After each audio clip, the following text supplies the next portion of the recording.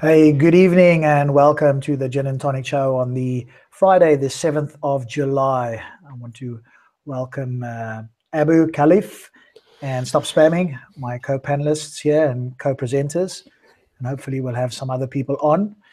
And welcome to anybody who is watching. So we're still waiting for our presenter to come in hopefully shortly. So if there's anything on your mind, feel free to share, Abu or Stops. And if you are watching, please say hi and share any thoughts, anything that's come up for you before we get into our first part of the pre-Islamic Arabia. No, I was just going to say before you started that, I mean, even if he hasn't prepared the whole thing, I mean, if it's that long, we can make it in 2 parts, I think. Yeah, definitely.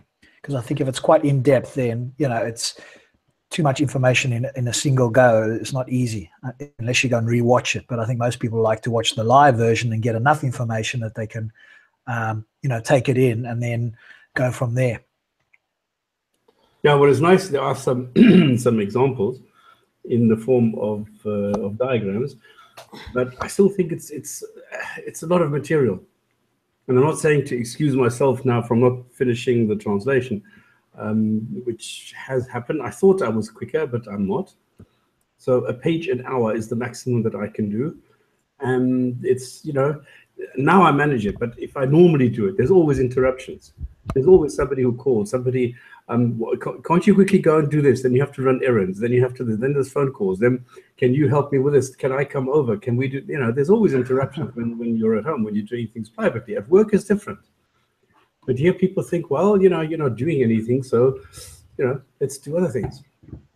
Yeah, unless you are closed off without interruption, it's very easy to get distracted or other things to come in. And the topic is so bloody fascinating. Let me tell you, it's so amazing what you can find out about the history. If you're looking at 2,000 years ago, and you're looking at this time period, these 700, 800, 900 years between the conception of Christianity and then the rise of Islam. This time period is so empty and yet so full at the same time. It's actually amazing. Yes, because I don't think many people, and I certainly haven't sort of delved into it or know anything at all about it. Obviously you know about Christianity and whatever the Bible teaches from, whatever BC until, 0 AD and a little bit after that. And then it's kind of, there's a huge gap generally until, Islam. Yes, all other religions, the other old religions fill in gaps, but, most of us in the West don't go and look at the other religions. So you kind of, know a little bit about Christianity and a bit about Islam, but like you say, there's this big gap between them. And so hopefully tonight we'll fill in a little bit of that. No doubt you could probably talk on this topic for a year on a weekly segment and cover just enough, so it's no doubt a big topic. Yeah, and then we've had this before where we talked about what was the situation, what were the conditions, what kind of cultures were around in this time period. We're talking about 5th, 6th, 7th century. What happened in that time? And there is so little information, so it's very difficult to put together any kind of a consistent chronology or anything that will sort of help you understand, okay, these people did this, then they happened, these people came in.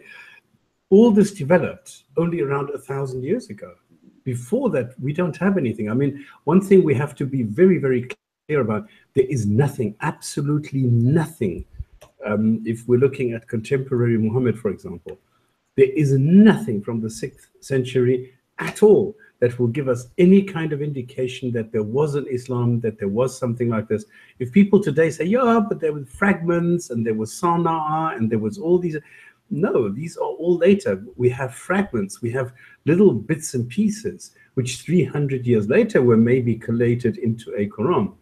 But in the 6th, 7th century, there's nothing. There's no complete Quran that you can read. And people tell me, yeah, but the Quran was assembled at the lifetime of Muhammad. No, it was not. And, it's things like that that you need to appreciate before you can come to grips with the history of what happened at the time.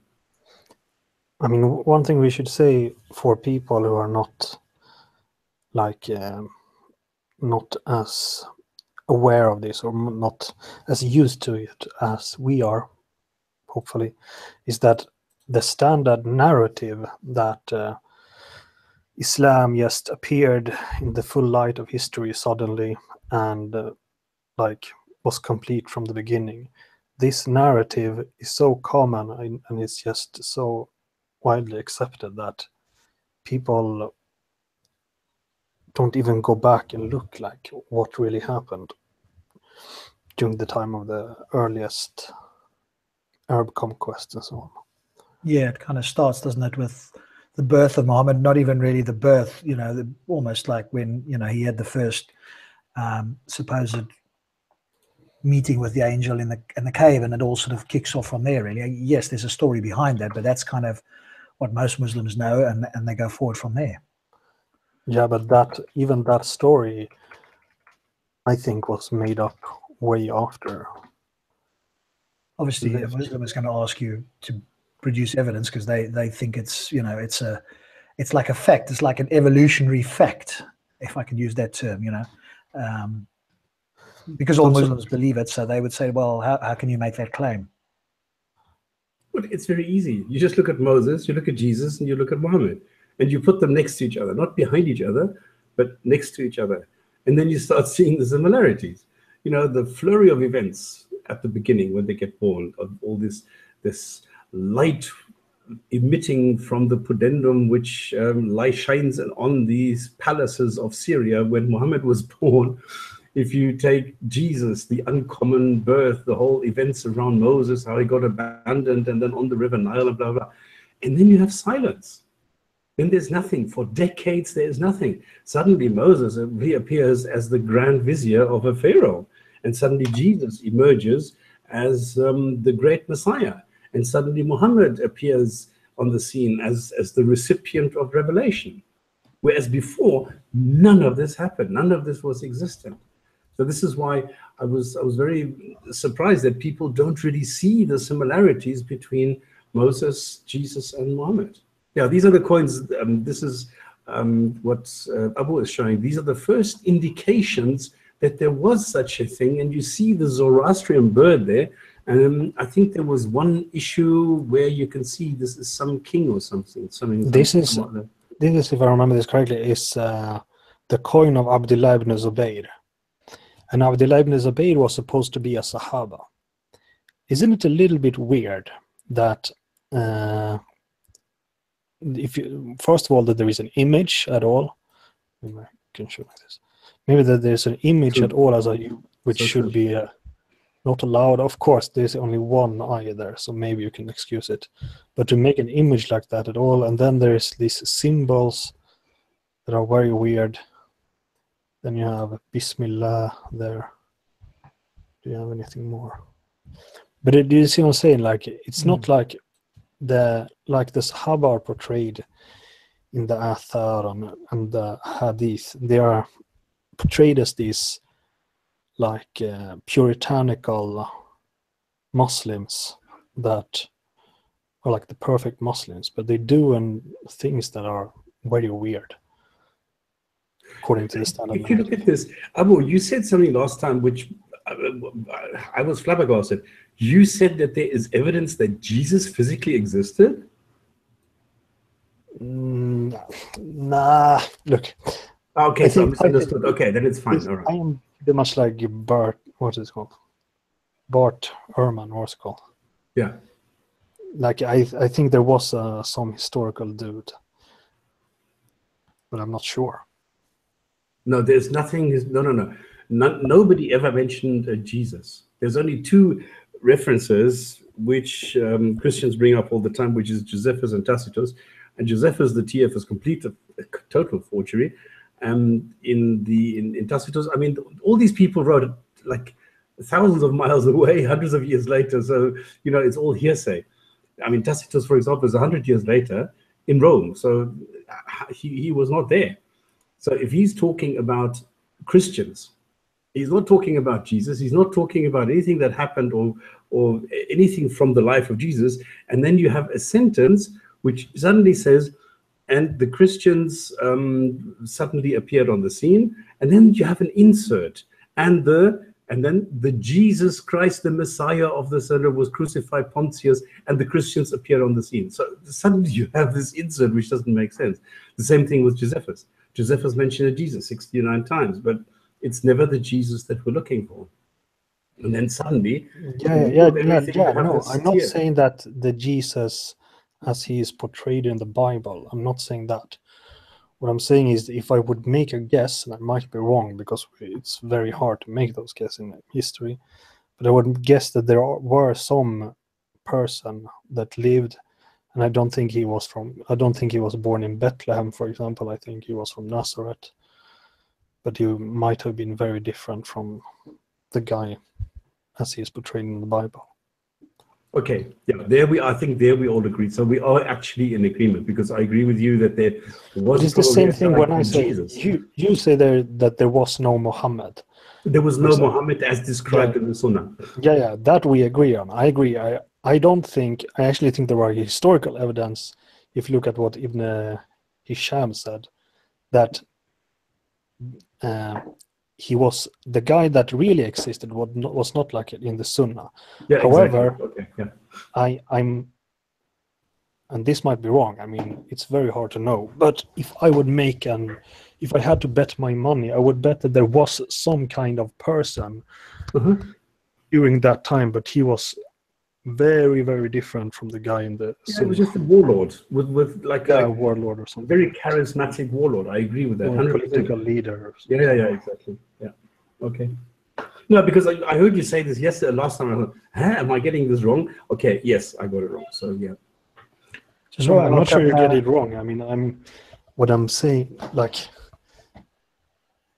I don't believe in the religious narrative, but still there might have been one person, or maybe even more than one person. It's like you say, like the myth of Robin Hood. Was there a real historical Robin Hood?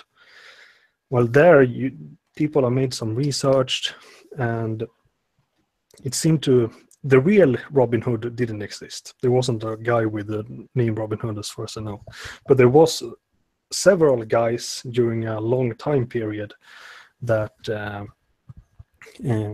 gave was the inspiration for Robin Hood, or something like that. Also, the myth of Dracula. There was a real historical Dracula. Well, there was a Count Vlad, wasn't there? Not Dracula. Yeah, Vlad Tepes, and that was a real family. I think their family name was Dracula. So there was a real person, but he's very, very different from the myth of Dracula. I also just want to welcome Marshall Ayub, who's joined us as well on the panel. I'm not sure where Ike is. Stops if necessary. We'll give it another sort of 5 or 6 minutes. Otherwise, have you got the details? I don't want to keep everybody waiting, a particularly long time if Ike is otherwise engaged. Are you able to perhaps start the presentation?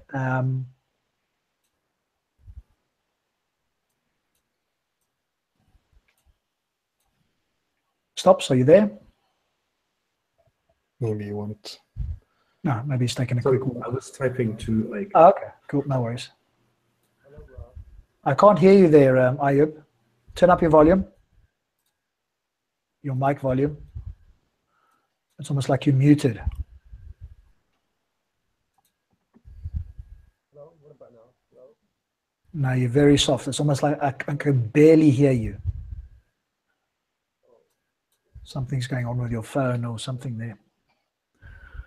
I've got a new router from Virgin Media, so hopefully I won't get kicked off. Every single hangout I've had over the last week or two, at some point I get kicked off the hangout. So I've installed a new router that Virgin sent me. I just said, hey, my old one is kicking me off all the time. And so hopefully the new one will behave itself.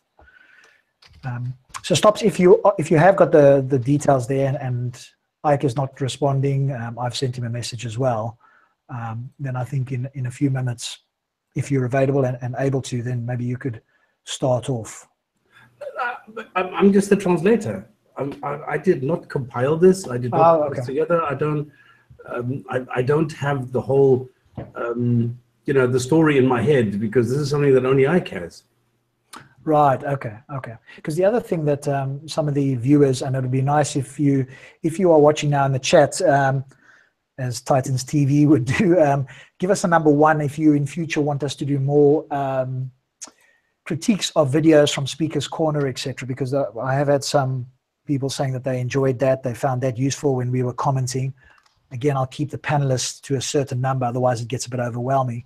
But that's, again, something that some people found useful. So if you do find it useful, if you want us to critique and look at videos, then let me know in the channel. Maybe type the number one in the channel or something like that so that I know that it's useful. If you don't, then type a number two. Then at least we get an idea. So I'm just having a look.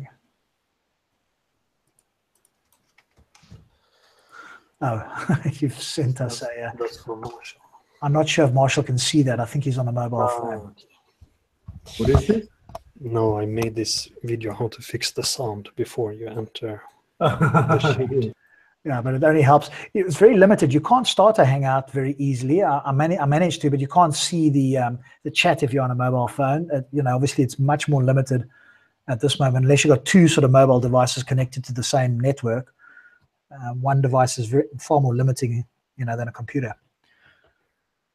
Yes. Yeah, that's why it's it's better to use a computer if you can. It's also that the connection might be more stable.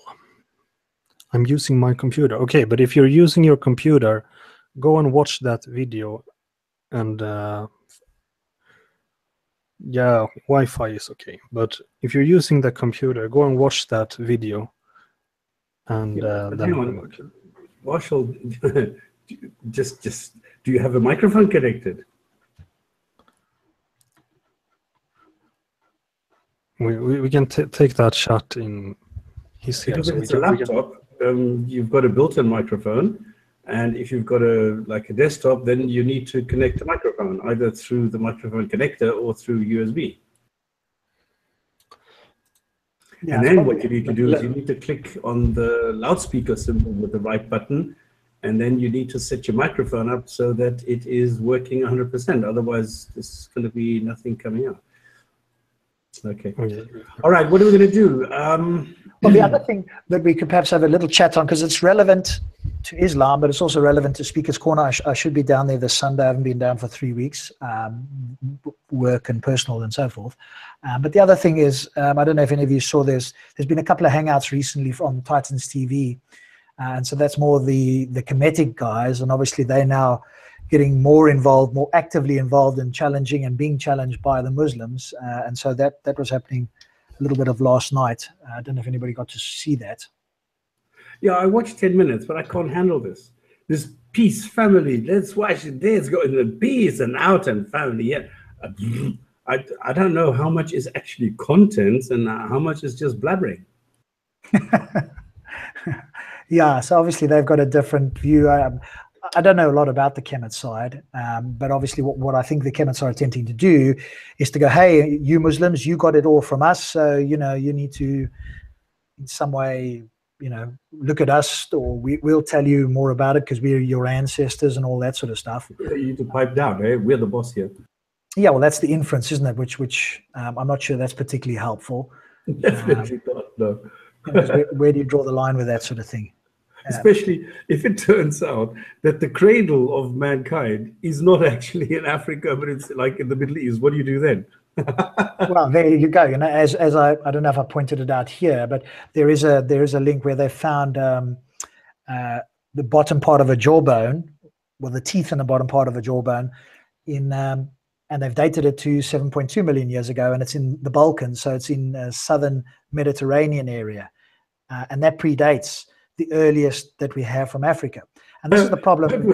That would throw a spanner in the works, wouldn't it? There you go. If in fact, the oldest Homo sapiens come from, southern the Mediterranean, that would be a bit of a challenge. But this is the. But wait a minute. That jawbone, was it a Homo sapien really? Yeah, I can find it while we're talking. I had it as a link here somewhere. But I think that the main point is that Kemets, like Muslims, now are tying themselves to a particular ideology, and they now have to defend something that, if we find out that in fact it's not true, then they're in trouble. And this is the problem that I notice with all religious people. They are, tethering themselves to a particular dogma, and now they have to fight and do whatever they can to try and make it stay true, even if we find out that new information suggests it's not true. And this is just as much a problem for the Kemets as the Muslims or the Christians. But seriously, how old did you say that job was?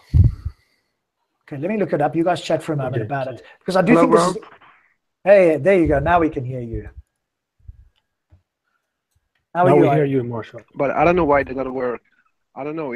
I don't know why it does not work on my computer. I'm using my phone now. Now you need a Mac. You need an Apple Macintosh computer. Yeah, I'm You just using need my to computer, pray which more. is... I don't know why. I cannot figure it out. Do you have a PC or a Mac? I computer. have a laptop. It's a Mac Pro. Mac. Ah, okay. Yeah. But look, But I'm using watch it. I'm that trying video. to speak, but it does not to allow me. Okay.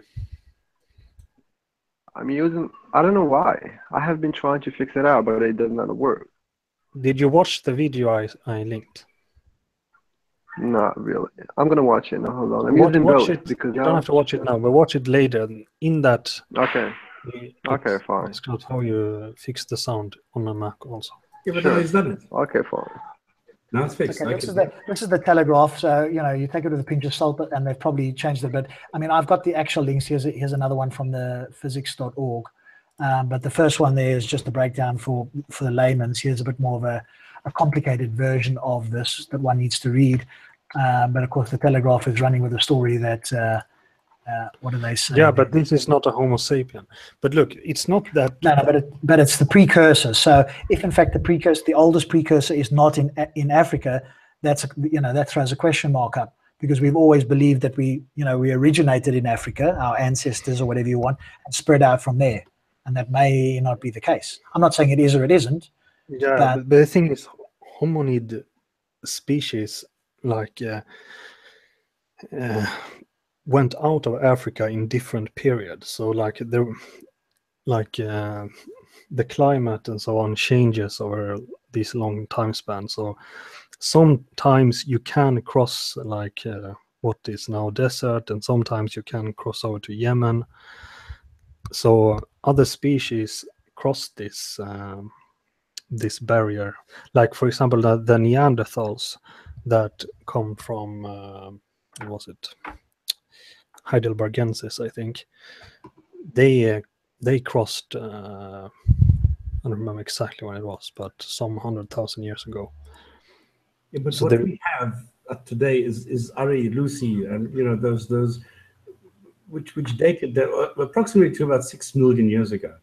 If you now take this one from the Balkans, this adds another million. Yeah. No, it is interesting. So, but the thing is, it's not that I think Well, let's read it here, because I think maybe there's a confusion there, Abu. So let's just read it, and you can say if this is your view, or if it's different. So this article basically talks about currently most experts believe that our human lineage split from apes around 7 million years ago in Central Africa, where hominids remain for the next 5 million years before venturing further afield.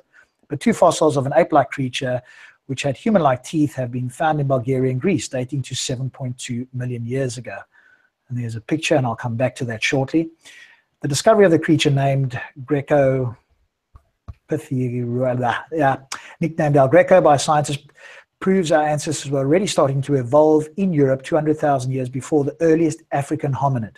An international team of researchers say their findings entirely changed the beginning of human history and placed the last common ancestor of both chimpanzees and humans, the so-called missing link, in the Mediterranean area. At the time, and then we can read on. The link is in the description, and there's sort of a picture with. I can make that a little bit smaller. So, yeah, it's somehow it's doing something odd Okay. there. Can I say? Wait a minute. You can continue. I want to show on the map. Wait a minute. I'll be back soon. Okay.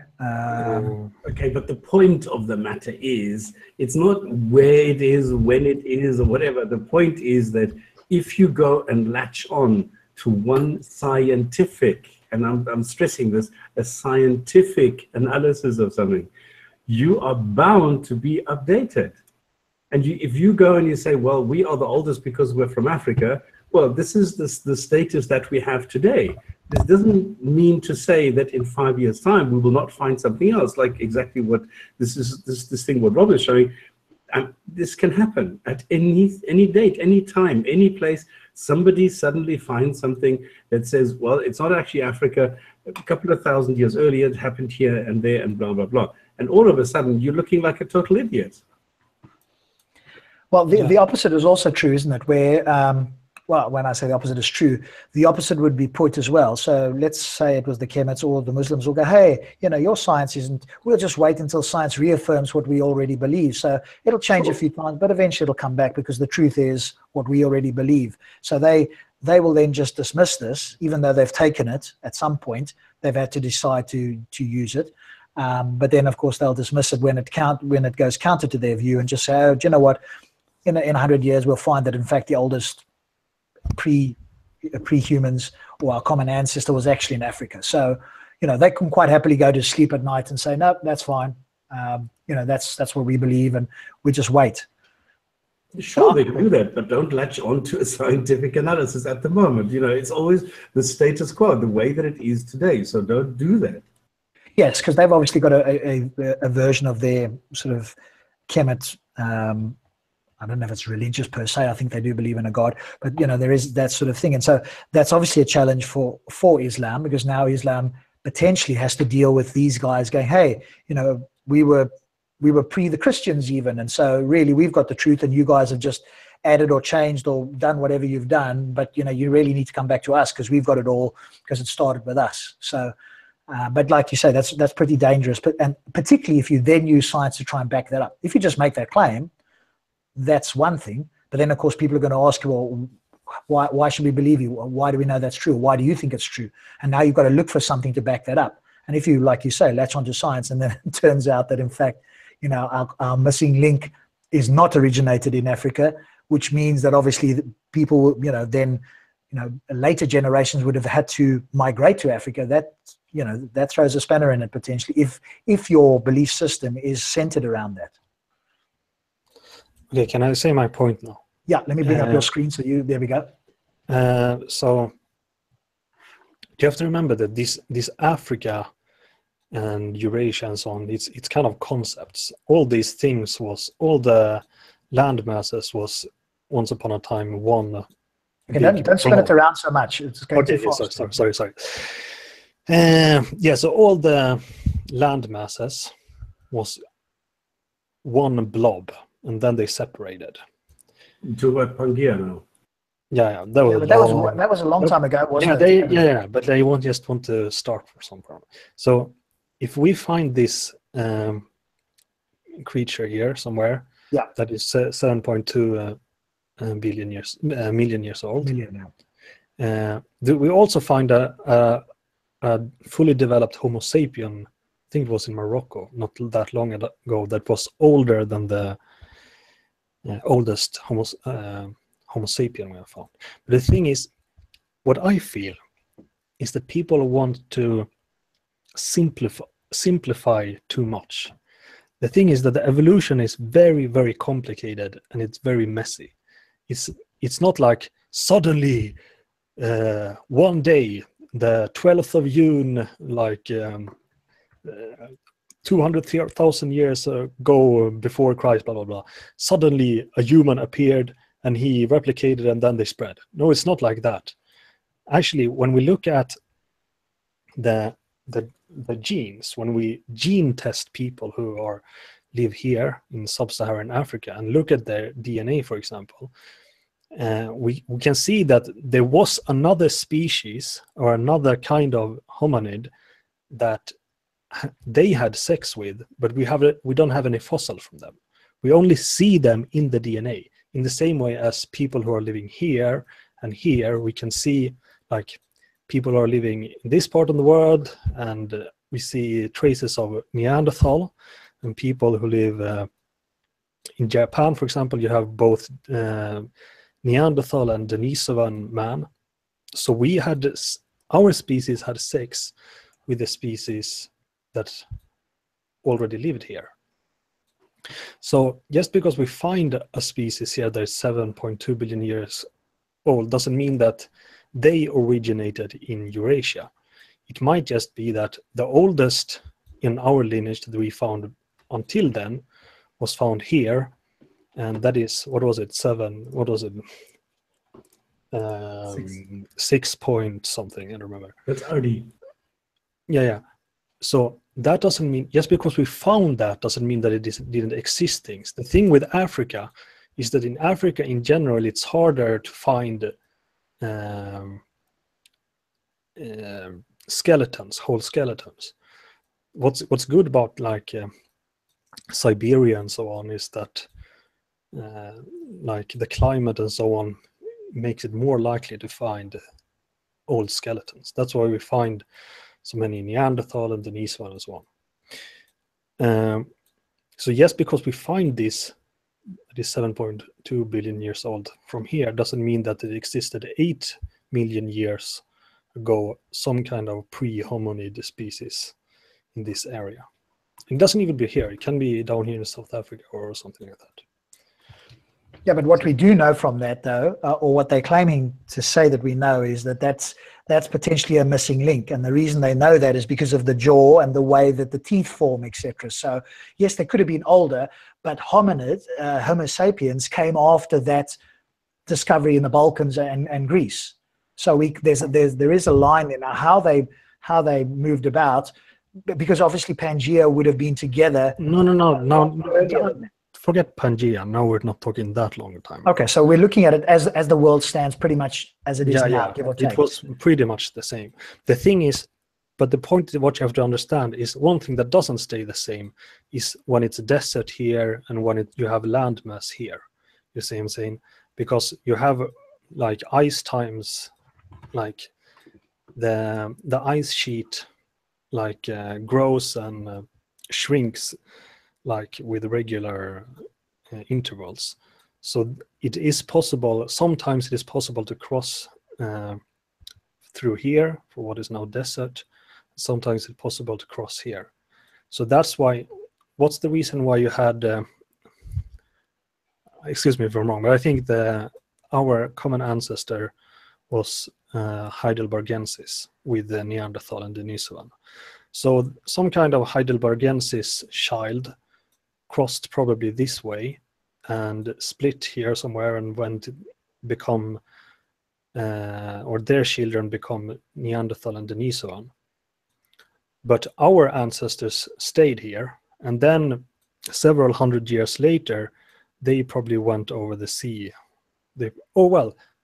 Actually, the first time they went here, they just went up here this way. But they kind of stopped here in Israel or something like that, because we have traces of them. But the successful wave probably came this way.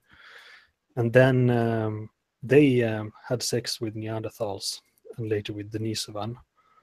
And then they spread. Sorry, what's your point there? I'm not following you. What I'm saying is that the main stock might still have been in Africa, but when the climate is right, they can cross out there. So when you find this 7.2 billion years jaw here, that maybe that just means that during that period, or somewhere like very roughly, the missing link guy, this is just the brother of the real missing link. You see what I'm saying? This is the okay. Well, we'd obviously. Well, we need to find the missing link then in Africa, wouldn't we? But it doesn't matter in the following sense, that was an ancestor. So where do we start? Obviously, like you said, it's kind of a little bit gray area moving between the different hominids, but let's assume that Homo sapien was what we would all agree, most humans would agree, would be our closest ancestors. So that's after the split, isn't it? Homo sapiens is after the split, and so that's our closest ancestor. It doesn't matter to me where it came from, and I think that's the good thing for us as non-believers. We don't have to bind our worldview to one particular find or another, or one particular quote unquote fact, I don't mind where we come from originally, but I would imagine that Homo sapiens are our ancestors. Where, so the missing link, like you say, could have been in the Mediterranean. There could have still been missing links in Africa or elsewhere. Where did Homo sapiens start? For me, that would sound like, logically speaking, that would be who I would look back to as our closest ancestors, not our common ancestor, but our closest ancestors. But it doesn't matter to me where they came from. Well, but it does matter to the chemists. Let me say two things. As I said, this doesn't matter. I mean, evolution is true and all that. So, I mean, one plausible theory is that they might have like gone back and forth and crossbred. Like some guys went out and some went in and so on. That's possible. I don't think that's the case, but it's possible. Okay, that is one thing. When it comes to Homo sapien, thank goodness we have all the kind of genetical data, or all genetical, but we have a very good genetical data, so we can kind of trace back and look at what populations today are most similar to the original Homo sapien, and we can find, oh well, it's the San people that are living in this area today. They are most kind of original Homo sapien. So when it comes to our species, kind of we have a pretty good picture, although it's not like it's probably going to get more and more detailed. And we also have like the genome for the Denisovan and the Neanderthal. Okay, so Simon in the chat has put through a recent discovery. So I'm just going to share my screen now, so I can bring this up. Wait a minute. 1 second, here we go. One thing I still want to comment on what Abu said, because the thing is that it's true that people try to simplify things, and they are thinking that a human suddenly appeared, boof, like this, and suddenly there was a male and a female. Then Adam and Eve is correct. This is how they think, and it's definitely not true. They can't get their heads around the fact that there were probably hundreds and thousands of them, different people that were looking or starting to look like people who then, over the course of time and through evolutionary processes, came to be what we are today. And this is the point that Abu has made, and that this is so absolutely true, where people can't get their head around it and think Adam and Eve is the most likely scenario. Yes, I absolutely, I agree. I mean, Adam and Eve is if there was even something that you could call that as metaphorical, there's not one first person, first man, first woman type thing. If you believe in evolution. Obviously, if you don't, then you've got a completely different worldview, and then Adam and Eve makes sense to you. But I think we all are quite clear that there isn't Adam and Eve. Can you see my screen? Is it sharing this Business Insider? Yeah. And so this comes, thank you to Simon in the chat, 300,000-year-old skulls that look shockingly like ours could rewrite the human origin story. Precisely when and where did our species emerge? Anthropologists have struggled with this question for decades, and scattered clues have suggested the answer lay somewhere in sub-Saharan Africa about 200,000 years ago. But new evidence outlined in 2 papers published in the journal Nature, which is one of the top journals for natural publications, challenges the hypothesis. Instead, the authors describe recently discovered remains that suggest the first Homo sapiens showed up more than 100,000 years earlier than we thought, in a place where many experts didn't expect. The fossils could represent the earliest known examples of H. sapiens ever found, if confirmed by further research. And they serve as evidence that members of our species live beyond sub-Saharan Africa.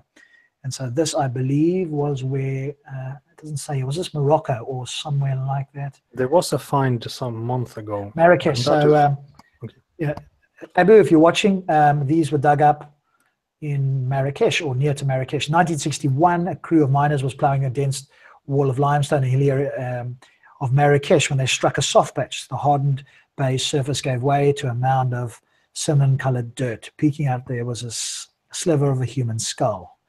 And so they did some more research and digging, etc. And there's a lovely picture of it, which we can make a little bit bigger potentially. You can see it there.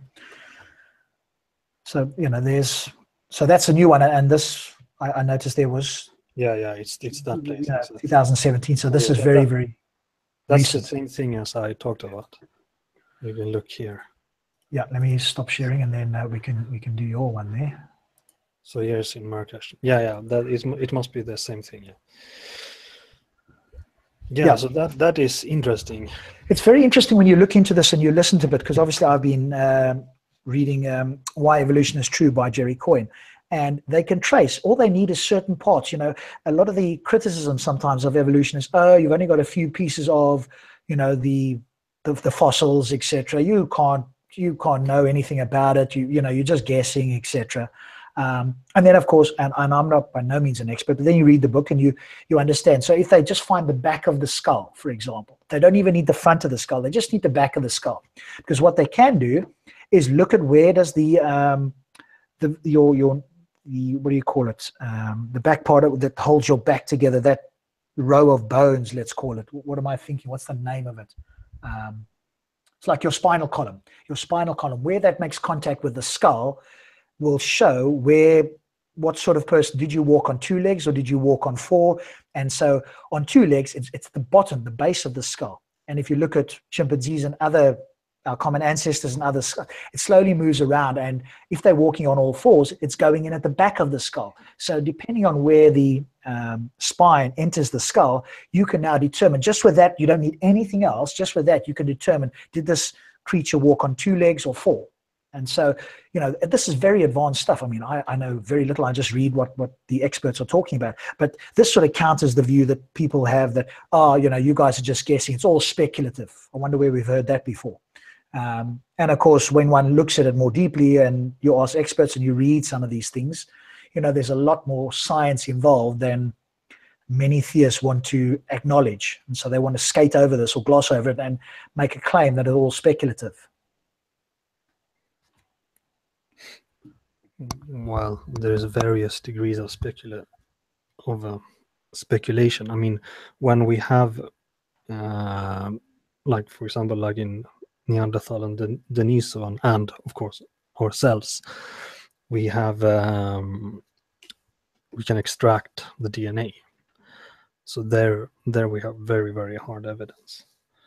Yeah, so DNA is obviously a lot stronger evidence. And somebody was putting in the chat there, Pull-Ups was putting in the chat, there's a debate about evolution versus creationism between Kent Ham and Bill Nye that's good for beginners. So yes, they did a debate, because obviously in America, at least they've tried to develop something. You know, Islam hasn't tried to develop anything. They just try and kick holes in unsuccessfully in evolution. But at least the Christians in America had to try to, you know, bring about intelligent design. So they tried to do something. It didn't get very far, but we give them an A for effort. At least they try to put forward some other hypothesis. And of course, when you try to test it or look for predictions, you've got nothing that you can really test. But at least they're a step ahead. Anyway, so it doesn't look like, and I apologize to the viewers, because obviously we were going to do more on pre-Islamic Arabia, but it doesn't look like we've managed to get hold of Ike, so he may have been caught up with something. I'm just going to take you off there, Abu. So is there anything else that either the viewers in the chat would like to talk about? Is there anything that the panelists would like to talk about that kind of relates to some degree? Is there anything historical that we could talk about that would be of some interest, that anybody knows, either Abu, Stops, Marshall, or anybody in the chat, on or around the time or slightly before the time of Muhammad? If not, we can always look at doing something else, and I can always rename this hangout to something else and postpone this again. Well, I suppose it's up to me to apologize that I didn't get the translation done properly. No, but also you've done enough that one can do, you know, a part 1 translation from everything you were telling me. So yeah, but then you need to be geared towards it. I mean, I did manage half, and I think it's actually a little bit more than half. But it's if you're not geared for that, if you want to do the whole thing, I'm not sure that this is possible, especially since I only gave it to him like 2 hours ago. All right, so now to start reading up everything, to see how much of this corresponds with what he has written, how truthfully I translated it. You can't just go and rattle it off, because then it's okay to postpone it. We take it. Yeah, it's not a problem. It's not a problem. It's not a problem. So let's have some other, and I can, as I say, I can always rename it. Is there a particular topic that anybody's thinking about here? Otherwise, what we could do is look at one of the videos, because as I say, some people find that quite useful when we're all having that conversation and and looking into it. Because I think most of the panelists here, including Ayub and Marshall, truth is the important thing here. And so I don't care how somebody comes across or, you know, their demeanor and so forth. What I do care about is what they're saying true or likely true. And I think that's why Speaker's Corner is kind of good and bad, in the sense that you can say any old nonsense, very hard to check up there. But if you find and you develop some kind of tactics or strategy that, a quote, allows you to win an argument, then, you know, that's your preferred platform, because you can say any nonsense, you can bully people, you can use various tactics and walk away thinking that you've, quote, won an argument. And obviously for me, that's not particularly important, but everybody to their own. Should we sort of, Rob, I think, set the scene, so to speak, Rob, and go into the origins of Islam and sort of explain the standard narrative? Yeah, you can Why definitely don't do we that. talk Before you about- do, Stops, let Ayub say something there. You wanted to say something, Ayub? Okay, I was, you know, yeah. Well, one of the people in the chat. He said that evolution is actually a fact, and I was asking him, can he provide an empirical, observable evidence for it? I don't know if you guys can do that or not. Well, Yes. I think that the challenge is, what do you mean by that? Now, some creationists or No. He was just no. He just said no. He just made the claim that evolution is a fact, meaning that it can be proven by asking him, can he yeah, provide no, I know what some he sort of meant. I was questioning what you meant. I mean, so but when you call it a fact, then you're able to substantiate that by evidence, right? Correct. Yeah, depends on whether you would accept the evidence. Yeah, I mean that's the point. So what I'm actually looking for is it possible for me to find, some sort of empirical, some sort of tangible evidence that I can observe with my own eyes? No, I don't like this. Why?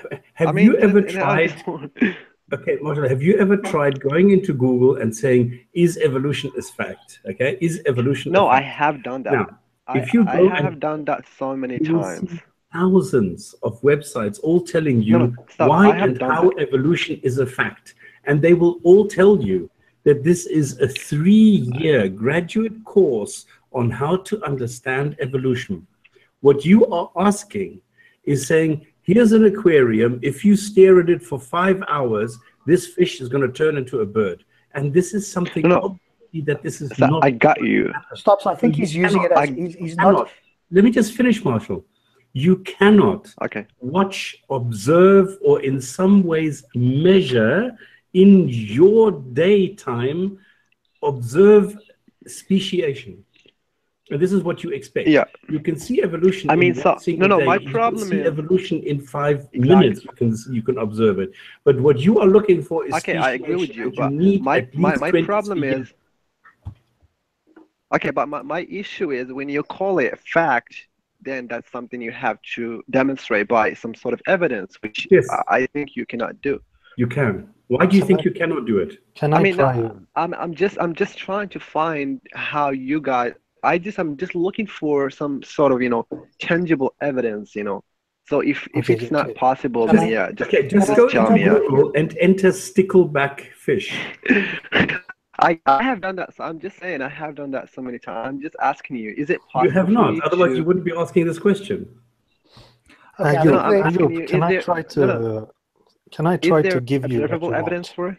Okay, before you guys do, Abu and Stops, before you do, I think what Abu is what Ayub is doing a devil's advocate in the following sense, that most theists go, hey, I want to observe the change. Now you and Abu and I know that's not possible. And so the real answer to Ayub's question is they're asking the wrong question. The moment they say, I want to see a species, as Stops has just said, change to another species, they don't understand evolution, and then they walk away patting themselves on the back going, ha ha, look, no, the naturalists cannot show us one species going to another, but in fact it's their ignorance rather than anything else that's on display there. And so when the question is asked, is evolution a fact, can you give me evidence? Yes, we can give you evidence. What we can't give you is evidence of a species transforming to another species overnight, especially bigger ones. And so that question is incorrectly formed. So if you hear that question, I know you're not necessarily making it, but you're doing it as a devil's advocate because you and I have spoken earlier this week.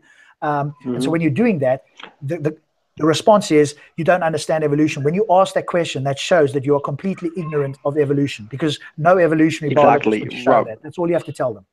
I totally agree with you, because I never made the claim that I'm an expert in evolution. So I was just sincerely, asking if any of you guys can provide some sort of, tangible, because I have no idea how you guys call it a fact when you cannot, you get what I'm saying? When you but that's why I would suggest to you. Okay.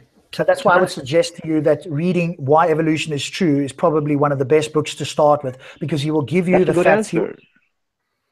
He'll give you the facts as to why evolution is true. He'll also show you why certain things can't be explained through creationism, such as vestigial That's a good answer.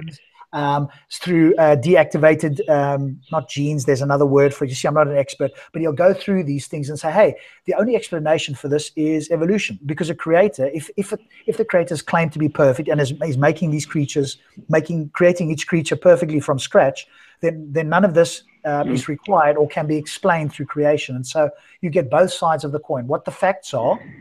And of course, what he goes into in depth is Tiktaalik, Rosie E. Tiktaalik, which is the transitional fossil, because everybody goes, oh, we've got no transitional forms. There's lots of them. But the one that Jerry Coyne focuses on is Rosie E. Tiktaalik, which is like a flat fish that moved onto land. And so it has the characteristics of a fish, as well as some kind of, we call it legs in inverted commas, that allows it to move onto land. And this is a beautiful example of a transitional form. But now, of course, what can a theist or what can creationists say? They kind of dance around the point. And now you've been presented with overwhelming knockdown evidence, and now you just hear all kind of fizzle. It's just complete gibberish that they come back with. Right, but why specifically? I mean, why specifically we call evolution to be fact? I mean, why those other models we call them theories or hypotheses? Why we call that specifically process as a fact? Okay, I'm going to answer you, Ayub. Are you ready to listen? Yeah, sure. Okay, so we have a lot of facts. Like, we can go back. We can start with the facts we know about the Earth. So we can make several tests and we can see, okay, how old is the Earth? When was the Earth formed?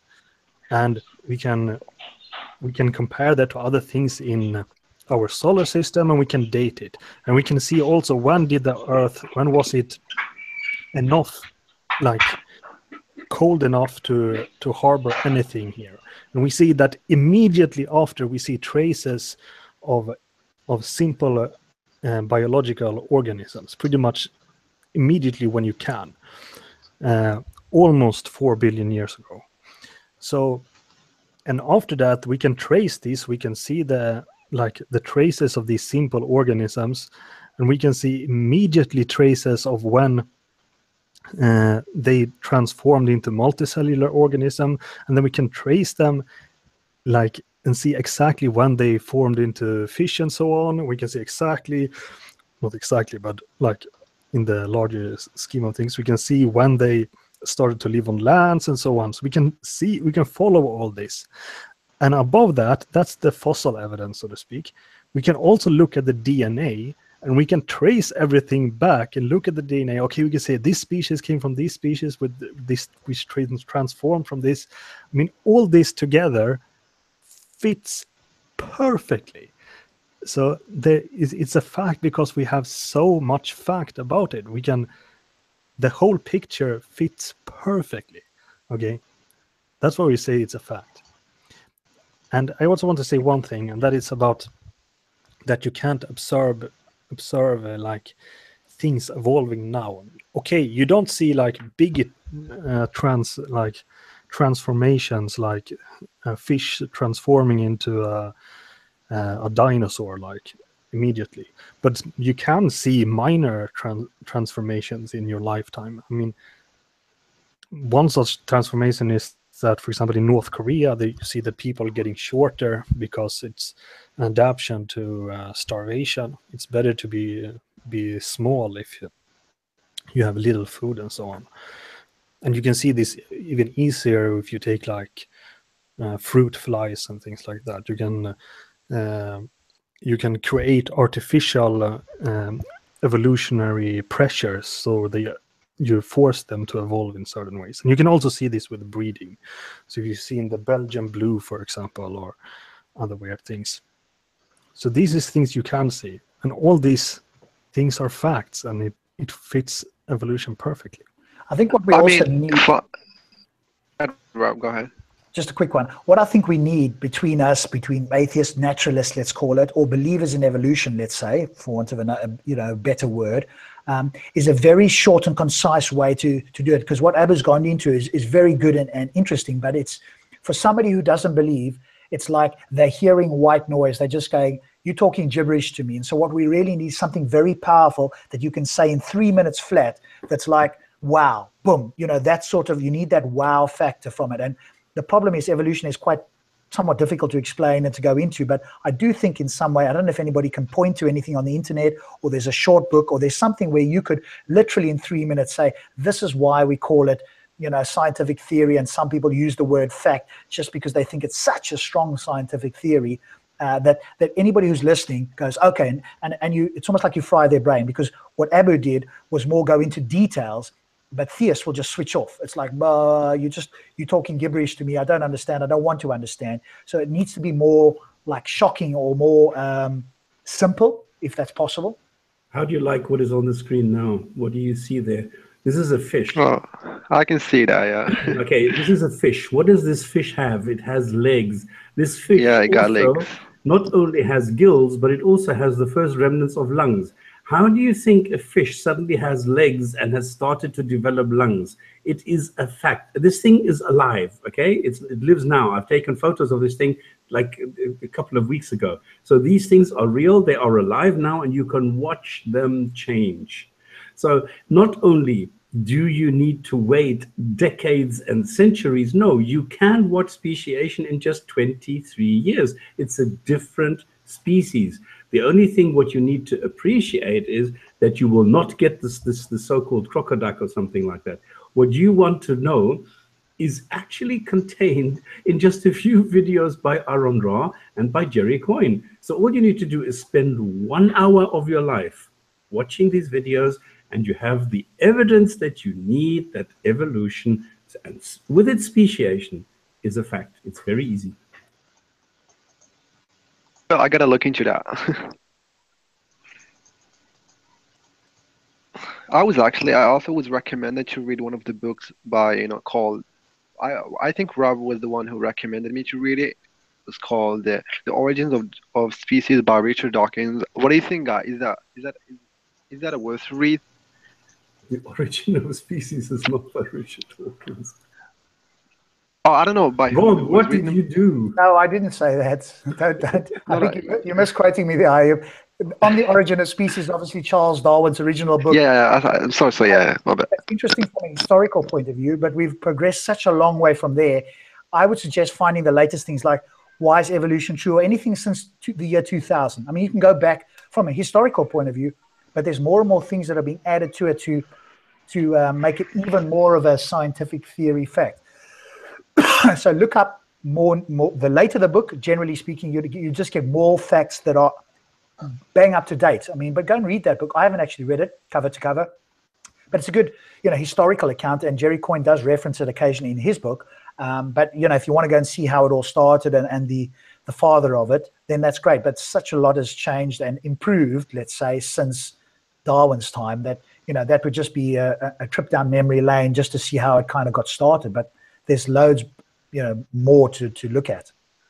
Well, just watch the video. Watch the debate between Sabur and Aaron Ra, which was about, is evolution a fact? Where Aaron Ra explains very nicely, very concise, very easy to understand, yes, evolution is a fact, and here's why. And that's it. So there you go. I don't understand why this is so difficult. Aaron Ra also has a video series and a book as well he's written called Foundational Falsehoods of Creationism. Yeah, so he's done quite a job. It's still, some of his stuff is quite advanced. I mean, even when I've read it, I've gone, okay, I don't know some of these things. So, I don't know if there's, beginners versions of that. Because when yes, he's doing all the school series. Okay, good. Because his wife Lilandra, she's a school teacher, okay, and they go and make these videos together, and he's done, I think, 13 or 14 of them now, where he focuses only on school children. Oh, perfect. Okay, that sounds good. Marshall, can I just ask you a question? What do you understand by evolution? Like, when you hear evolution, what does that mean to you? Well, it's actually it's a process, you know. It's like a creature becomes a different creature in due time. I just want What to do you mean by a new creature? Like you think that a bird is going to become a fish? Well, possibly that's what evolution is. I mean, it's a process of changes. It's a process of changes. No. That's a bird is not going to become a fish. How do you know? I mean, how do you know? Understand that how would it works. prove evolution. Do you want I mean, to if understand you're that evolution? Also understand that evolution evolution says nothing about how life started.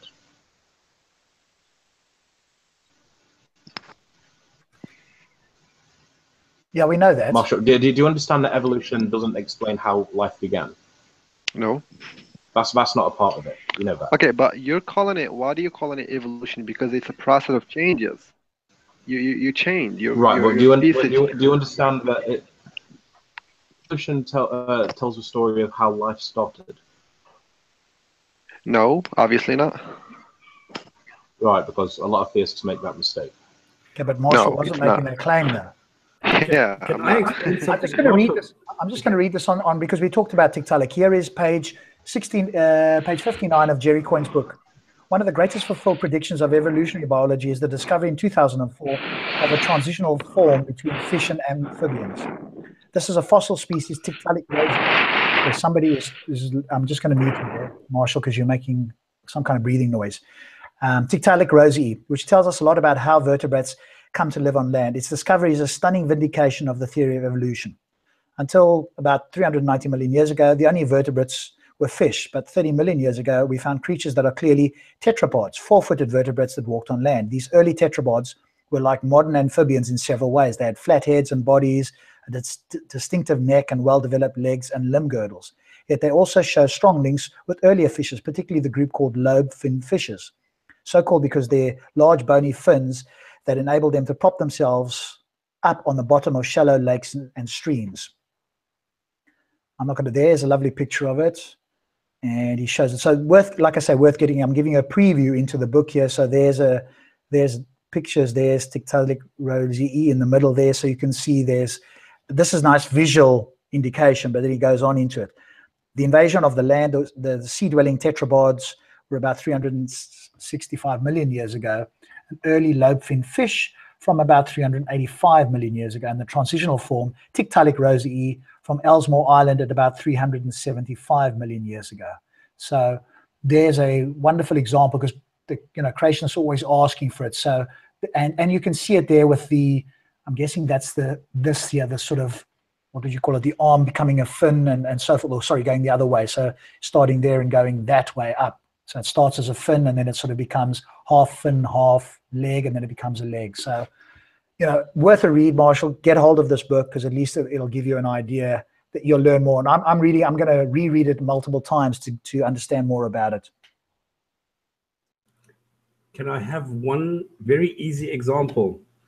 Marshall, have you ever heard of an animal called the whale? Yes, I have. Okay. Do you know that it's actually a mammal? Yeah, I heard of that. Okay, so it's not a fish, it's a mammal, and it needs to breathe air. So it needs to go to the surface and breathe. You know this? I have seen one of the videos that talks about it.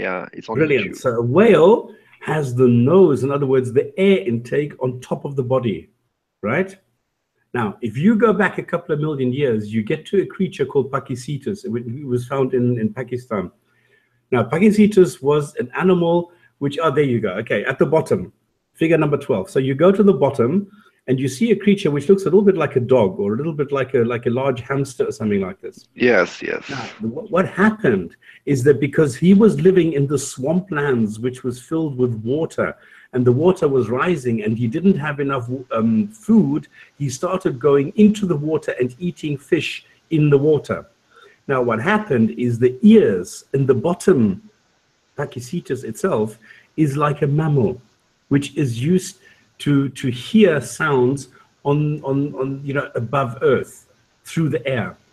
Now what happens is, if you go, when it goes into the water, you see that the legs are starting to shrink and the mouth is starting to get bigger, and the breathing, the nose, the nostrils are moving up into the upper part of the body, and the ears are starting to change. Then another 2 million years later, and I'm not going to bore you with the years and the names and everything, I could bore you to death with this, you suddenly see that the breathing hole is at the top of the skull, and the legs have almost completely disappeared, and the ears have changed so that they can hear underwater, because we know what the ear looks like when it is adapted to air hearing, and we know what the ear looks like when it is adapted to water hearing. And suddenly this Pachycetus has gone all the way into a whale, where we still have the fins which look like hands, where we still have the skull, we still have all the bits and pieces which the original animal had, except now this thing can breathe from the top, and the ear can hear underwater. This is how you know that one species goes from the next, but this takes 60 million years. Marshall, have you ever heard of the Russian silver fox experiment? Let it sink in. Yes, Raven, let it sink in. Wait a second. Whoa, hold on. Hold on. I think that was interesting. So I have said that before. I'm not an expert in evolution, so I'm not ready to believe in it. So I gotta look into it more. Evolution. You can't. You have to accept it or you don't accept it. Now, I don't accept. Yeah, but I have to look into it. How can I? Yeah, but evolution has nothing to do with God belief. Right, but how can I accept something I have no knowledge of? You don't. You No, say, I have a don't little bit of know. knowledge, but that's not enough. No, you say I don't know.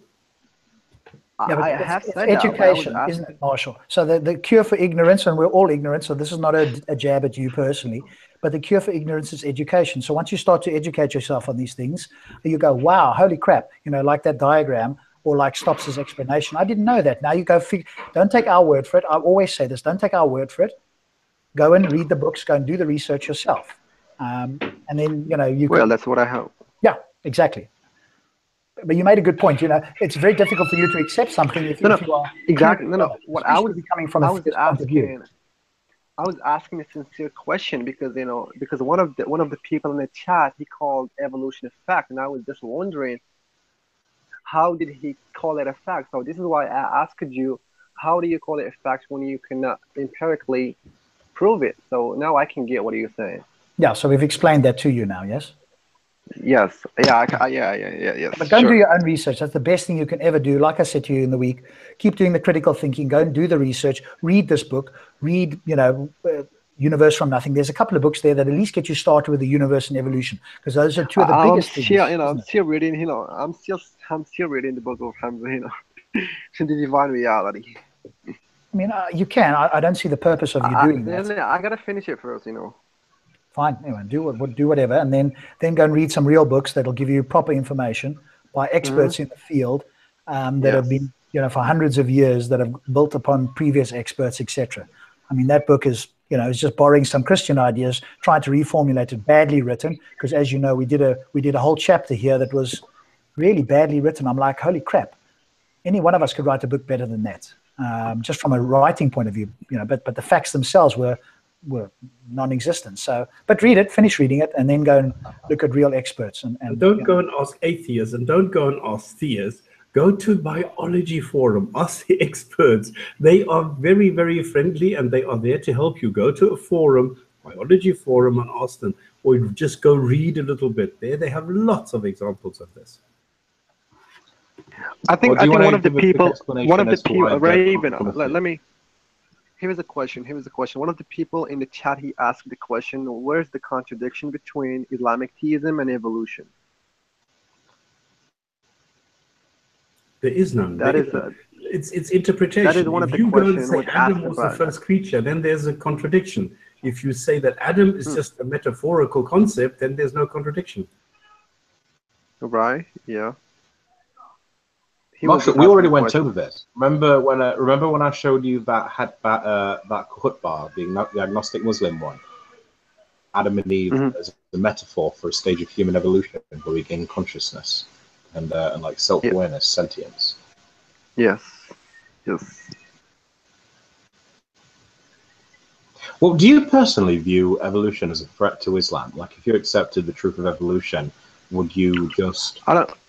how you see Islam, or would you just? I don't know, but I have talked to Rob about this, and there are some Christians who even believe, and they acknowledge that evolution is a fact, and they still believe in the existence of some sort of creator, and they still acknowledge it's called theistic evolution. Theistic evolution is the belief that evolution was planned or guided by God. But evolution does not require God, so it's a contradiction. Well, it's not necessarily a contradiction for them. I mean, like the planet forming, the suns and stars, they don't require God, but people still look at the universe and see God. No, I'm just saying why a Christian can believe in evolution as a fact while he believes that there is a God who caused everything to be created. I mean, because Christians realize that they haven't got a leg to stand on. If they keep insisting either Christianity or science, they understand that Christianity is going to become a thing of the past. It will be a religion that no longer exists. Just like Islam, I'm of the opinion that Islam will evolve or die, and Christians realize that about their faith. I mean, you should say that, like, if you read the Quran, at least, the Quran does not support evolution. It's clear. I know that. I'm aware of that. It says I'm aware of that. Yeah. He created Adam and Eve, and we came from Adam and Eve, and he created the species, blah, blah, blah. Yeah, I'm aware of that. I'm just saying I'm not talking about Muslims. I'm talking about Christians. There are some Christians who does believe in evolution, and they still believe in God. Muslims, I think they're hypocrites. I think that goes against the Bible as well. I just want to say, like, if you want to have a good introduction to evolution, Ayub or anyone else, I think Richard Dawkins' Christmas lectures that I pasted in the internal chat there are very good. Even if you're not really good at English, I think you can understand what he's saying. And that is, I think, it's a good introduction. But yes, you're back to the like, I think it's kind of hypocritical for Christians to say that they believe in evolution. Yeah, but we're getting the top Christians, some of the top Christians in the world doing it. I agree it's problematic, but all they do is they roll it back to the beginning of the universe, and they say, hey, do you know what? God lit the spark of the universe, and when he lit that spark, he programmed in all the constants, the nature, everything, and evolution was just another natural process that he knew exactly how it was going to operate. There is problems with that, but that's how they can reconcile it. Just roll it back to the universe and just say it was one of the laws of nature, so to speak. He doesn't even have to guide it. He knew exactly how it was going to operate, and so he got it going from the moment that the Big Bang happened. And that way, they can seemingly in their own mind reconcile the two. Now, it's problematic. Yeah, but it kind of goes against, doesn't it go against what the Bible says? In what way? If you believe that the Bible is from God, and the Bible says things like we created for example, Noah's Ark, for example. The Noah's Ark. Well, the thing is, you're largely criticizing the literalist view of the Bible, and unlike Muslims, most Christians do not take the Bible literally. Yeah, there's tons of denominations. There's a lot of them that take it figuratively, that the Genesis account is just a metaphorical story. The fact that the earth was created before the heavens and so forth, they don't have a problem with that. They can reconcile that by just saying, hey, this was a general message that was sent out to people. It doesn't matter that it's in the wrong order per se, because that was somebody writing it down. Remember, Christians have got that get out of jail card where they can go, hey, this wasn't God directly inscribing it on parchment. This was him kind of telling the story or somehow relaying the story, and people kind of didn't really understand it, and they got the general story right. So they can bypass that very easily. We would have issue with that, but they can bypass it and sleep very soundly at night. Now, the Muslims, that's much more difficult because, Gabriel said it directly to Muhammad, who supposedly then dictated it straight to his followers, and all of that information is, quote, supposedly preserved. So that's much more difficult for them. They can't use that get out of jail card that the Christians can. In Islam, the Quran is the word of God, literally. It's not like inspiration. No, it is the word of God, literally. Okay, so let me ask a question on that. And I know... But it's... Marshall is there, and, go ahead. and Saracen is in the chat. Saracen, if you want to join, just send me a message on Facebook, and I'll send you the link. But here's the thing, and I was listening to a podcast recently. How can Muslims actually claim that the Quran is the literal word of God, given that we are fallible beings? So even if we assume that Gabriel did give all the information into Muhammad's head, how can we be sure that 100% of that information was then translated to his scribes, who then translated that 100% into the various parchments, and that was then translated 100% again into what is currently the, quote, final book? How on earth can they make that seemingly multiple jumps there if we are fallible beings? Because it says that it is a few weeks ago. One at a time. One at a time. Because the Quran says that we preserved it. Yeah, but that's a circular argument. You can't refer to the book to validate the book. I mean, obviously that's what they are doing. Yeah, but I need something else. In what way can they show outside of the book? But they will. That's the only thing they can give you.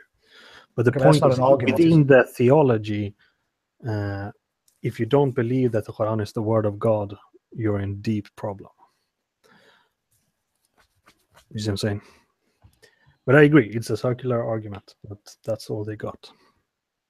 Well, I don't know if Ayub has got anything, or if Saracen can say something, but that's a challenge, because sometimes, people want to claim certainty, particularly theists obviously want to claim certainty. And so the question we can always ask them back is, well, how do you know for certain that the information that you are taking in as a fallible being is correct? How do you know this? I actually brought that exact point up with Saracen a few shows ago. I just said to him, isn't it possible that Muhammad, basically using his fallible human mind, fallible human intellect, did the best he could to describe in the best way he could how the infinite of the divine? And Saracen was quite resistant to that. I don't know why. Sorry, say that again. I didn't follow that at all, Raven. My mistake. You just said you asked a question with Muslims, and isn't it possible a mistake because it's written by humans? I mean, yeah, it's supposedly the word of God, but it was human beings who wrote it down, and obviously human beings are fallible and are limited. So I asked Saracen, and I was quite resistant to this. What about approaching it from the idea that it is the word of God interpreted through the fallible, limited human mind of Muhammad? Yeah, but sort of doing it that way, take a bit of literalism out of it. No, but Muslims can't accept that, because of course he was tricked by the devil. So they can't accept that, because the moment they accept that, then it's possible that anything he wrote in the Quran could be wrong, and they can't go down that route. So they cannot, but if Muhammad was alive today, because Muhammad was fallible. But if Muhammad was around today instead of 7th century Arabia, there'd be nothing in the Quran or Hadith about him ever riding on a bus. Okay, but what's that got to do with whether something is absolutely true, though? Well, it kind of comes back to my point. Muhammad was trying to describe the infiniteness of Godhood the best way he could. He was a fallible, limited human with 7th century Arabia, doing the best he could. So, if he was around today, would the Quran be the same today if Muhammad was around in the 21st century? Of course not. Which directly challenges the whole idea about it. Well, sorry, I think I was saying something. No, but I think that's. I find that argument to be a bit. Hey, Rob, since you're saying, okay, Rob, let me ask you a question, okay? Yeah, I'm listening. Okay, what if you're saying that the Prophet or Muhammad was actually he could have made mistakes while he was being given the Quran because he is a fallible human being, then why you trust those scientists who are also fallible human beings? They could have been made mistakes. Good question. Very good question. Thank you, Ayub. That's actually a better question than it sounds. And the reason that we trust science is because the overwhelming evidence, let's use evolution as an example, the overwhelming evidence from multiple fields puts us in that direction, but not a single panelist here or any honest atheist or any atheist that looked into this will ever say that we know this for certain. See, non-believers don't work with certainty. It's only believers that are looking for certainty. And so I would never say that evolution, when we say something is a fact, it's somehow, it's almost tongue-in-cheek in a philosophical sense. We believe it, and it's very, very strong evidence. But if we put it onto a philosophical point of view, we would not say that it's absolutely true. You just don't hear those words in philosophy anyway that I'm aware of. So we would never say that. And if somebody said, oh, Rob, from a philosophical point of view, can you say for certain that evolution is true? I'd have to say no. But that's not the standard that we use. And when you guys try and use the standard, you're in the same position as we are, which is that we're all fallible. And even if, and here's what the presuppositionalists do, even if God could zap information into your brain, like he could give you a vision, for example, straight into your brain, you are still left with a problem of how do you know that that was in fact God and not your imagination? Because God can still zap it into your brain, but you are still left in the position of going, how do I demonstrate that it was in fact God and I wasn't hallucinating? Think of it like water. If you've got a dirty sieve and you pour clean water through, it's always going to come out dirty on the other end. And that's the same problem that every human on this planet is in. So when a theist comes and says, oh, well, science isn't absolutely a fact in the philosophical sense, we all have to grant that, but then they're in the same position. And for them to try and get out of that, as far as I can see, is impossible. Well, that completely relates to a point that I made. Like, Marshall, just for an example, let me ask you this. You know that Islam teaches about the Garden of Eden, right? That Adam and Eve were first created and they lived in sort of like a garden paradise, right? Mm-hmm. Yes. Do you think, if you think of what a garden is a human creation. A garden is very much part of the natural and biological world. Do you think that when this image or when this knowledge was first given to Muhammad, just according to the theology, do you think Allah actually says, oh, it's a garden? Or do you think that Allah revealed that it was a place of peace and tranquility? And the best way Muhammad could put it in human words to be understood is, imagine a peaceful garden. Imagine a garden and there's rivers and it's so peaceful and happy. That's what it's like, a state of bliss, a state of peace and without worries. Or like, do you think it was like there was actually grass and water in like a spiritual plane? I think that's really funny. I don't really understand your point. Even if it But Raven, well, this comes to the idea I don't you're supposed to take something literally or metaphorically. It comes back to the idea of like trying to maybe approach the idea of revelation as the infinite being described by the fallible, limited human. I think I understand what you're saying now. Like, there are some like Jewish rabbis, they talk about like it's impossible to imagine the afterlife. You can talk in terms of like paradise and blah blah blah blah, but it's actually impossible to talk about it. And there are some hadiths that say pretty much the same thing, that like in it there are what eyes have never seen and what ears have never heard and what no human heart have felt, or something like that. Okay, I just want to bring in Saracen here, because you've obviously heard quite a bit there, Saracen. So feel free to comment or respond on anything that I've said or anybody else has said on this topic, ideally. Yeah, good evening, everyone. I've just been listening in. I've just caught in the last bit of it. I wasn't listening prior to it. It seems like an interesting discussion. I'll be honest with you. I'm undecided on evolution. I tend to go towards it.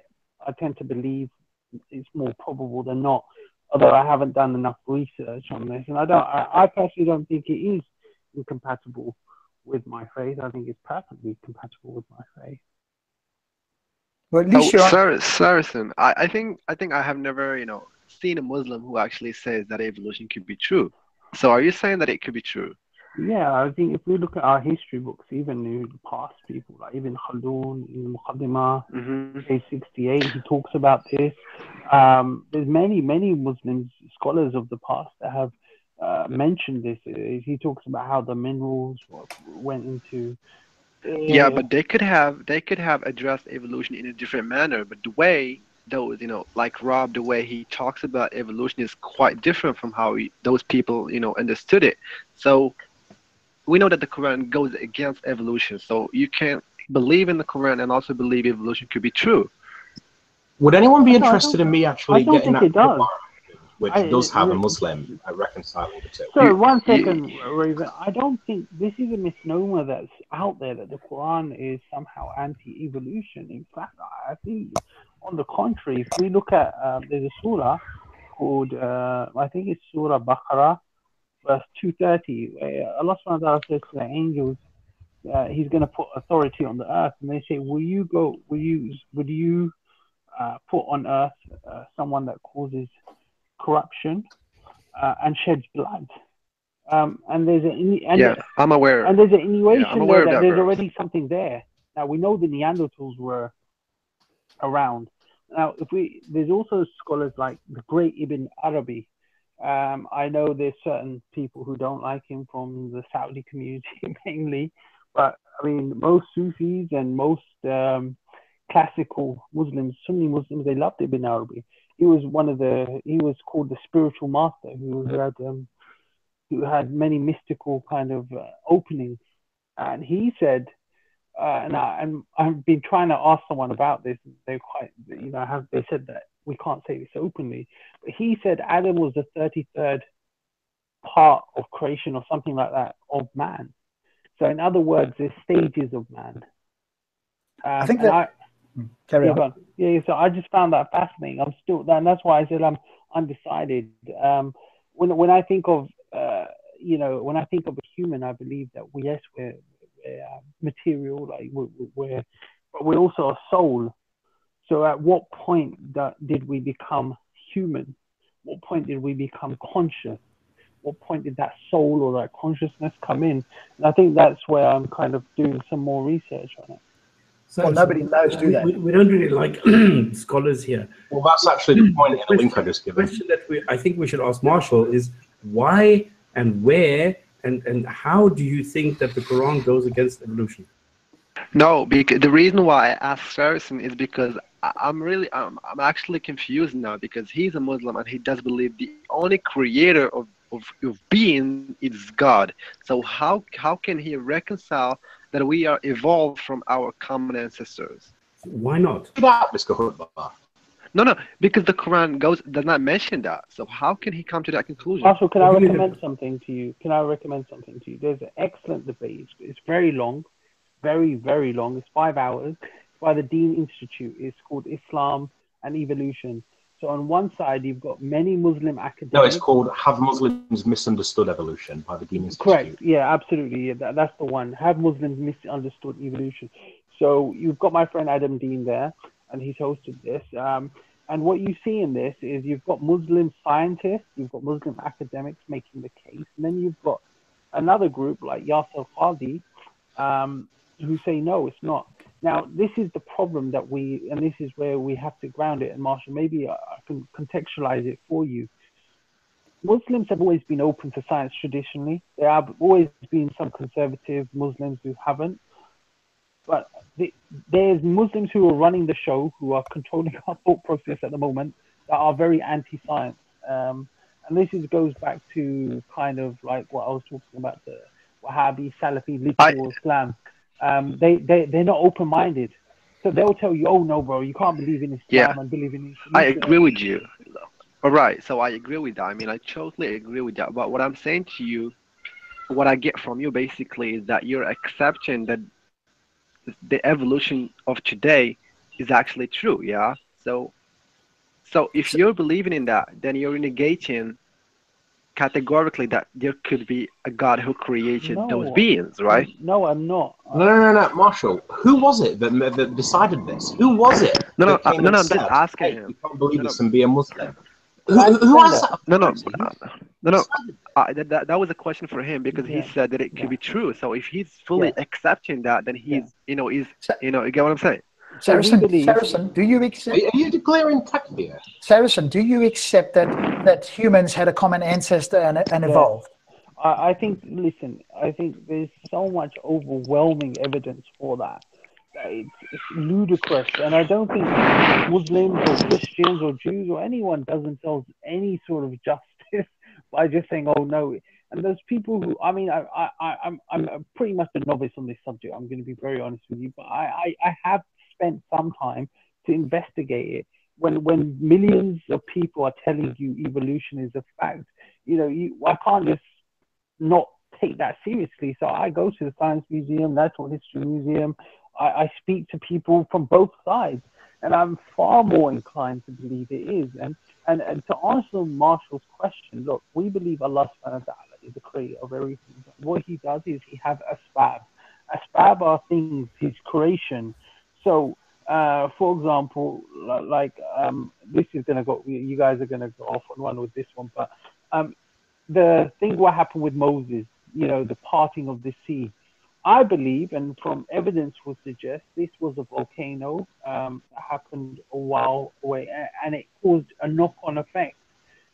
Things are, these asbab that happen, these kind of, it's all controlled by Allah. And this is the thing, we can't just, I don't believe, I'm going to be really honest, I do find the narrative of beam me down to earth,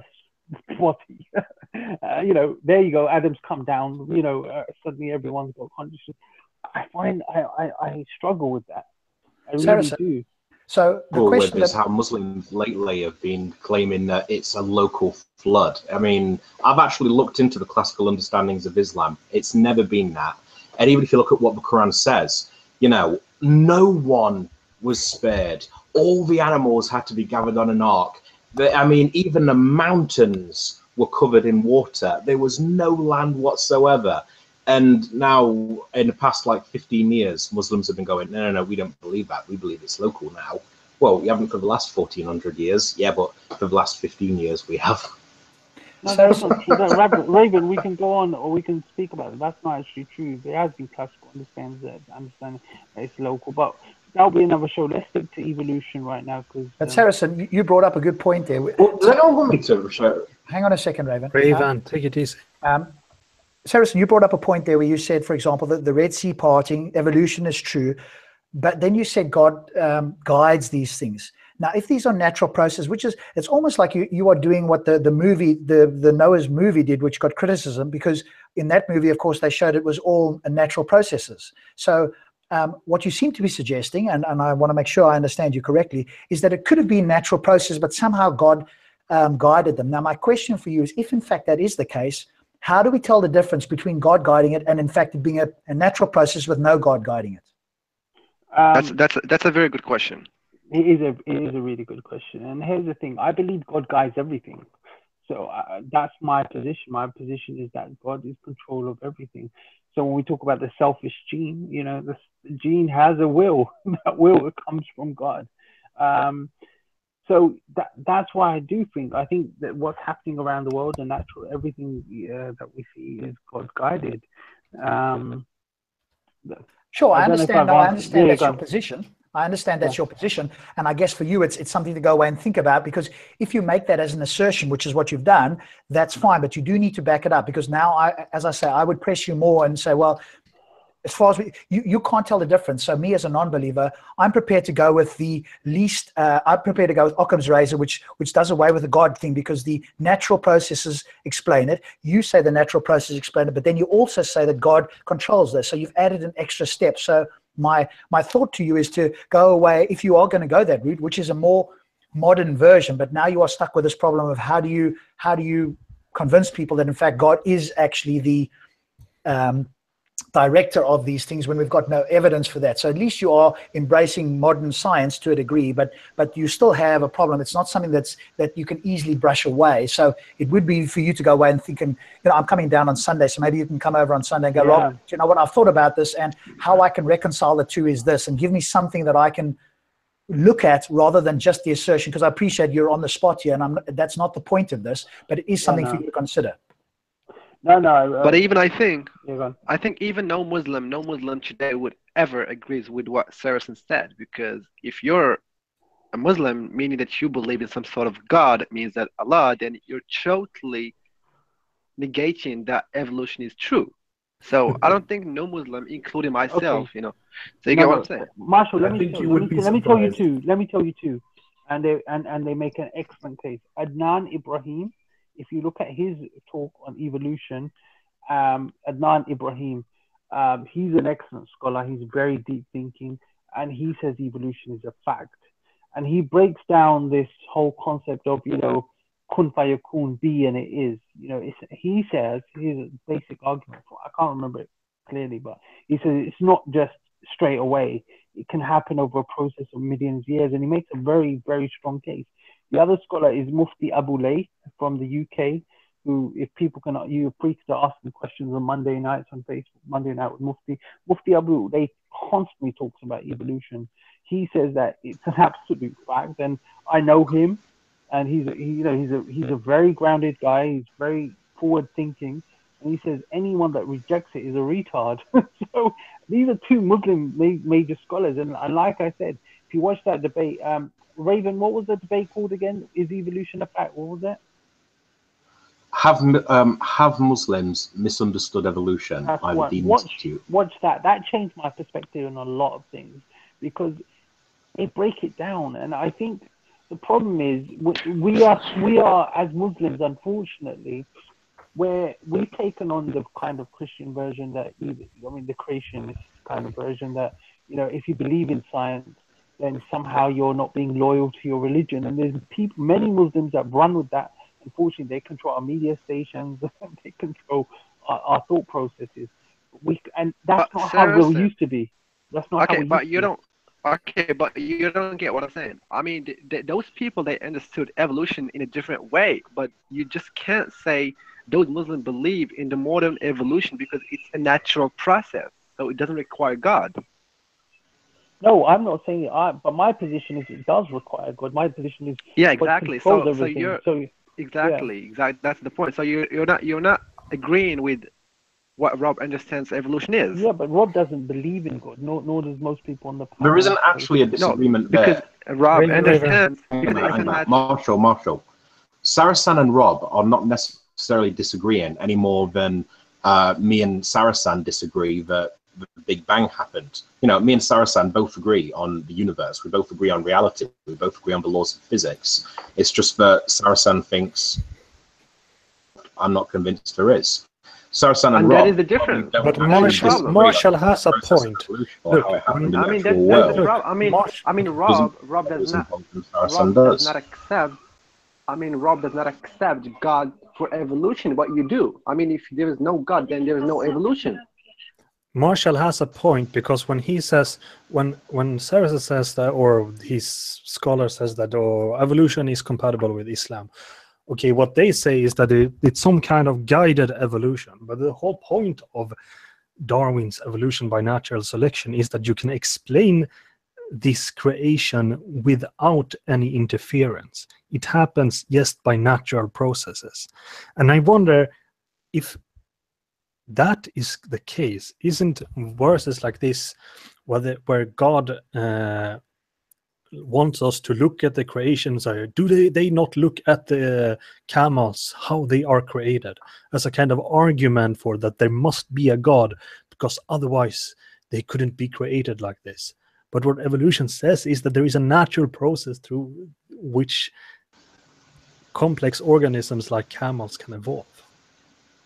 Just imagine if someone like Ali Dawah or Dawah Man, they die, hopefully a long time from now, and we're standing before Allah on Judgment Day, and it's like, did you believe in evolution? Well, no, of course not. What, are you a moron? How many more signs do I have to put that it's true? But you put in this book, and Allah's just like, oh mate, you have got it so wrong.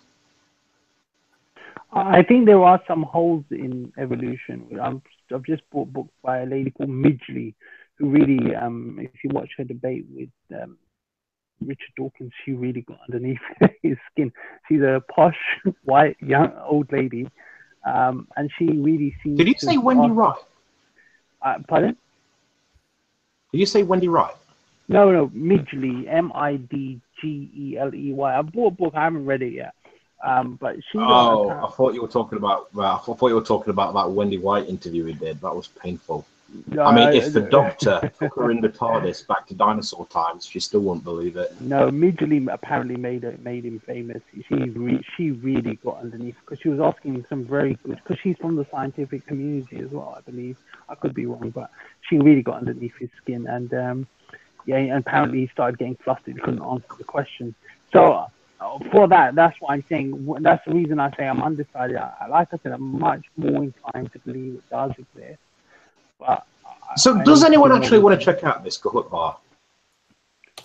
Anyone want to check out the Kahoot bar or not? Kahoot bar? Yeah, I mentioned it earlier, and I put a link in the Hangout chat to it. I wasn't here. But the Kahoot bar on Adam and Eve, which sort of reconciles Islam and evolution. No, it's quite an interesting Kahoot bar. I like it. Please put it in again. I'll definitely check it out. But I mean, I can read it out if you want. Yeah, go for it. I'm going to propose my name.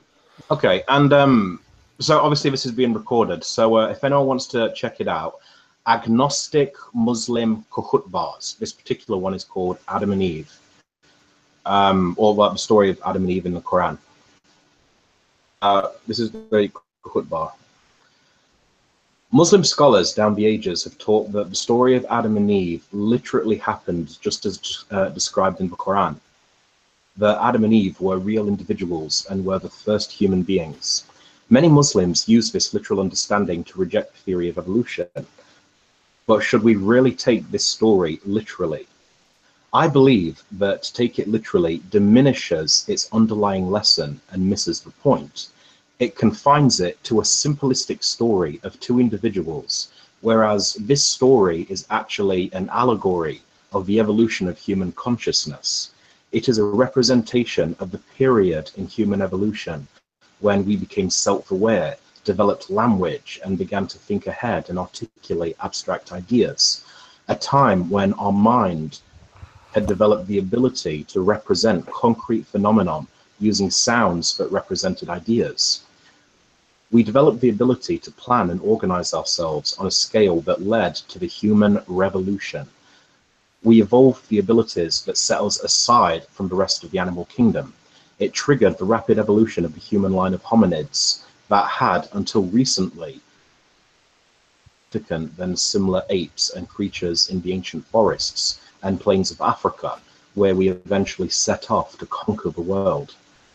In short, the story of Adam and Eve, it's about gaining the ability to visualize possible scenarios and prepare for them. This put us at a huge advantage over other animals who may have had greater strength and natural abilities than us. Mental abilities they had not, and the mind proved to be the most powerful weapon of all. The story of Adam and Eve in the Quran symbolizes when it relates how they were able to name phenomenon in the physical world, while the rest of creation could not, and the angels were astonished. Here we see a representation of how humans develop language and the ability to communicate complex ideas.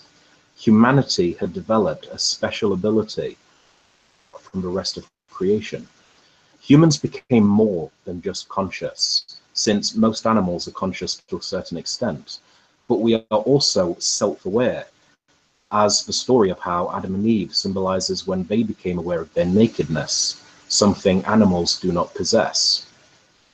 This is not only consciousness of your body and your environment, but it is recognition of that consciousness, understanding you exist, but further comprehending that you are aware of your existence.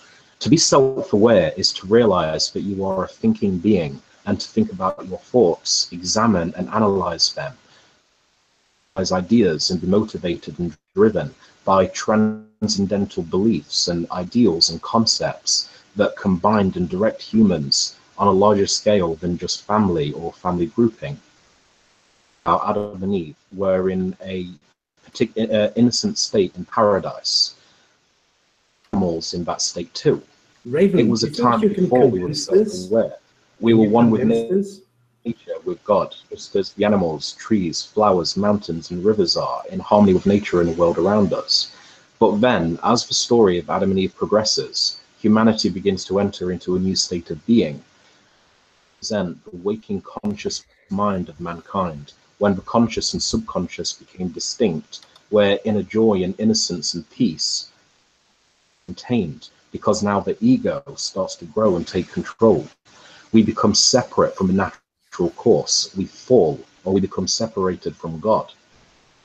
This as expulsion from the paradise, the symbolic state we were in. It represents our move to a new consciousness. We are now more acutely aware of the pain and hardship of the world around us, where we struggle to find sense and meaning and ask why, who, what. As the story goes on, Adam and Eve are tempted by Satan, who is similarly a metaphor for man's own ego. The Nasaf al-Azmaburun, the self that makes us err. And because the ego now takes over the driver's seat of man's soul, paradise becomes lost. Our new reality is one of constant battle with our ego. We are thrust into an ongoing struggle to find our place in the world, to reach out to the ethereal and the numinous mystery beyond our material existence. Raven, maybe and joy that our previous state of innocence and unity Raven, maybe with the natural world gave us. Sorry, it's almost done. One second. Raven, what's the point of this? But you know, Raven, people are asking you, what are you reading? They're asking you, what are you reading? So the position of summarize it. We're all lost, mate. He's soon clear. Given to care for the environment around us. Almost done. Understanding that stories like Adam and Eve are symbolic metaphors for our human journey helps us realize. Raven, I've muted you. You've gone on a long thing here. I can actually see it on my screen here. So please pause for a moment. What is the point of reading this long exposition here? I've got it on the screen. I'll post it into the chat here. So unmute yourself. Tell us what's the point here, because it's a long thing. You've lost half the people. So please explain what it is so that we can all follow you. Well, we were talking about whether you can reconcile evolution and Islam, and I said, well, there's a khutbah, which is khutbah meaning sermon, on someone who does just that. Would anyone be interested in it? And people said yes. But these are all fringe views, aren't they? I mean, we could present 15,000 fringe views. I mean, why should anybody take it seriously? Yes, there's going to be people like Saracen. I'm not knocking that in any way, or this view that you've just done. But those are, generally speaking, fringe views in the sense that most Muslims or theists don't believe that. So, but I don't see the point of pointing out fringe views and asking, for example, Marshall to defend that, because most Muslims wouldn't accept that. I'm not. But what? So what's the point, though? I agree with you. There are different views out there, but reading that long thing, I'm just not sure how that's helpful, unless this was like overwhelming evidence of this, or that every scholar pointed towards this. Otherwise, it doesn't carry any weight for anybody. Well, Rome wasn't built in a day. I don't know. I mean, I do think it's interesting to explore fringe views sometimes. Raven, you could be considerate and sort of condense it into a 2-minute thing. Yeah. Evolution is true, so is Islam. To some of the claims that khutbah made, I think he makes a lot of claims in that khutbah that makes absolutely no sense. Like, but you have to get. You have okay, Raven. I can tell you. I mean, a lot of people they're able to give khutbah, but you have to understand that what those people say is actually just their subjective view. So I can give khutbah too. That does not prove it's true. Yeah, and what do you think? And that khutbah, I think it just, I find it kind of similar to some postmodernist dudes that, like, by just spitting out meaningless sentences that sounds good, like they're making absolutely no sense. It doesn't fit what the Qur'an says. Like here, I'm showing this, like how. وَبَدَأَ خَلْقَ الْإِنسَانِ مِنْ طِينٍ. I started the creation of man from clay, like, and the shaitan is a metaphor for the ego, blah blah blah blah. And then you have a whole surah that is about jinn, and that shaitan is a jinn, and blah blah blah blah blah. And then, of course, you also have the teas from the Malaika, from the angels. Okay, But I just want to. Sorry, carry on. the whole khutbah doesn't make sense at all. Okay, two things. Hang on a sec now. I just want to bring in Stops. He's been very quiet. Stops, do you want to say something? And then Raven, then if Saracen, if you come in after Stops. No, I'm fine. I'm more direct. Okay, I don't like this reading sermons and stuff. I like to go quick points, like easy things that people can understand. Why is it that you are against it? Let's examine this. Let's go and talk about the facts, the individual things that we're talking about, and not go off on a tangent and ramble on about some sermon. I completely agree. And this is, look, Raven, I think you're a lovely guy, mate. I think you make some really good points sometimes. But I think when you look at the Gin and Tonic show generally, my observation, and I've only been coming for a few months, is sometimes these long-winded paragraphs, or these long-winded, Abu does it as well, and this is no disrespect, it's just a constructive criticism. Maybe you can just break them down in smaller pieces. Or if you're going to do a khutbah like you just done, maybe do the first paragraph, let people digest what you said, ask questions, have a discussion, move to the second paragraph, because otherwise people just switch off, mate. And that's my sort of observation in regards to that. Other thing I'd like to say is with Abu, unfortunately, he said something that is not factually correct. He says that the word is literally the word of God. Yes, we believe that it is Allah sent the Qur'an down, but there are metaphoric and figurative interpretations on that. Unfortunately, they don't teach that very much in Saudi. You're supposed to take it word for word, but the Ash'ari and the Maturidis clearly say, and they're the two biggest Sunni points of creed, they say that there's always been figurative speech. It says that in the Quran itself. There are some verses that are clear. There are other verses. Wait a minute. Now I have to. That are unambiguous. So Yeah, you're please come taking. back. Let me finish. Let me come back. I said there are certain verses. It says this in the Quran that are clear, and there's other verses that are ambiguous. What the bleep has that to do with? Let me finish. Okay, I give you 1 minute because I'm going to reply that. I'm finishing my point. This is the problem. Sometimes you come on the show and people just. Let me finish my point. So we've always had scholars who've said that there are certain things that are figuratively or in terms of analogy. I'm not saying this is relevant to the evolution bit. I'm not saying that at all. But I'm just saying that point needs to be out there. Okay, you see a lot of things here. If we start with this verse that has absolutely nothing to do with this, when you say that there are some verses that are clear, like fiha mutashabihat, blah, blah, blah, blah, blah, that has absolutely nothing to do with that the Quran is kalamullah. When you say that you're from Ash'ari and Maturidi, not even Ash'ari and Maturidi have that aqidah. That's a Mu'tazili aqidah that says that the Quran is not the word of God. I have to find that quote by Al-Ash'ari.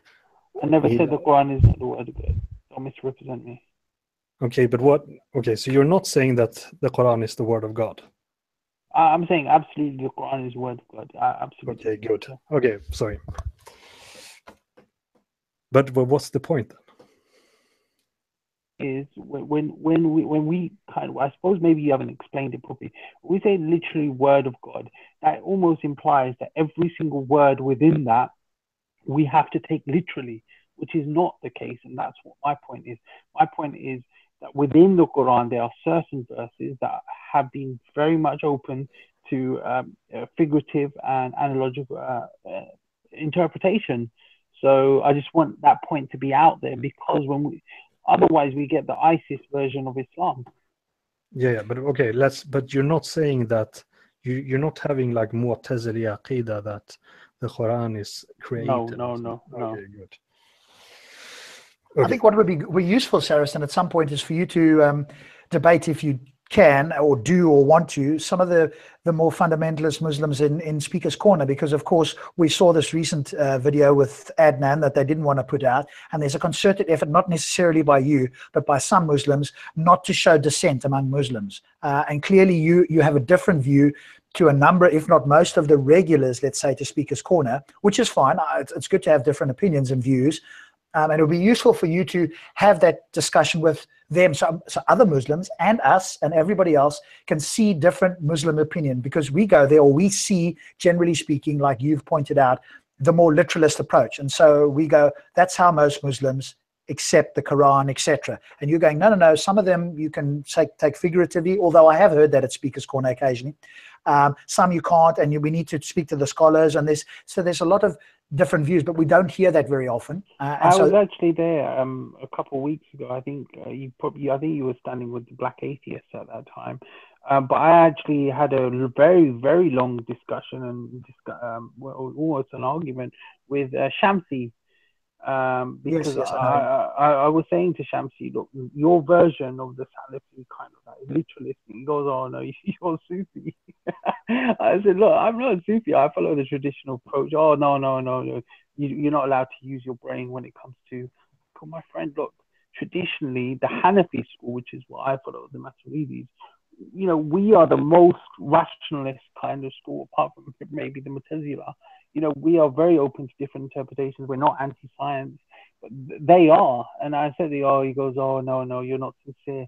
The problem is when I'm outnumbered, there was one of me and Hussein came and there was a whole load. But I can hold my ground and I can hold my position. But, you know, when you're RP, I knew I'm never going to win. You know, I come on your show. I'm never going to actually win a debate when you go into a lion's den. I accept that. But what I do want to do is make just people think critically, show that there's alternative opinions out there. And that's really my point. I mean, this week I'm going to debate the Kemet guys because I believe they're racist. You said it on the show last night, so I'll be interested. Call me and I'll come and record it, because as you know, I'll record stuff and I keep the entire recording. But I wanted to go back to something you just said there, which is... Rob, before that, I would like to ask Saracen a question, if he does not mind. Yeah, go on. If okay, I would like to know, do you believe that whatever comes from the mouth of God cannot be changed or corrupted? I don't believe God's got a mouth, but I believe God. No, but I'm just saying in general, the word of God, could it be changed? Could it be corrupted? No, I don't believe that the Qur'an. I believe the Qur'an. No, I'm not talking about. Yeah, but I'm not talking about the Quran specifically. I'm just talking in general. I mean, if God has revealed something, is it possible to be changed? If God has allowed it. So God, we believe as Muslims, the only book that Allah has preserved is the Quran.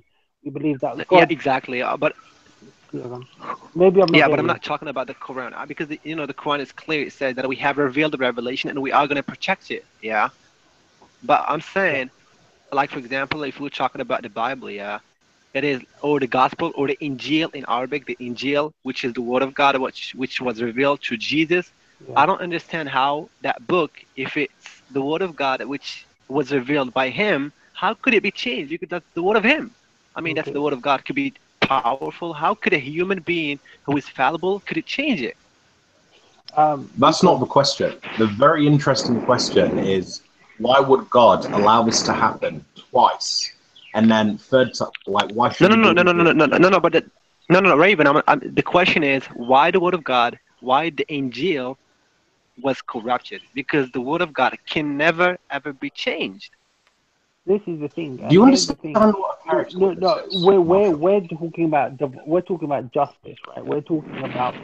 Is it? I suppose Marshall, what I get, what you're coming from is that if God is all just, then and He's given a revelation, then why would He allow that to be changed? No, Ren. No, Saracen, that's not the question. My question is, if God revealed something, for example, the Injil, which is the original book, which was revealed to Jesus, which is not the one which we have today, called the Bible, so that book, which was revealed to Jesus, why people were able to change it? God has allowed people to change it. Yes, we know that. But I'm trying to grapple what you're saying. We don't necessarily see that as a bad thing, because remember, people will have an excuse. I mean, the question is only relevant if you believe in the next life. Because but the Word of God, it's the Word of God, bro. I'm just like, for example, God, because the Word of God can like a human being who is fallible, who is not powerful, could change something that belongs to God, who is like more powerful than you can ever imagine. Who gives them the power to change it? No, but I'm just saying why the gospel. I've just answered your question. Who gives them? It's God that gives them the power to change it, right? So God allowed it to happen, right? Yeah. Oh, that's something else. No, if God has allowed it, but then it's listen. We believe that could even be a mercy for people. Yeah, but in general, I mean, just imagine like the original gospel, which was given to Jesus. Why? Yeah. Why? Because why is it really exception for the Quran to be the protection and the preserved book? Why the other books were not protected? That I don't know. That I don't. Oh, okay. That's a good question. Something for you to think about, Saracen, because otherwise, you know, there's a problem there. I don't think anyone can answer that. No, I don't. This is the thing. We can't. No, I have even asked a scholar. You know, I don't know.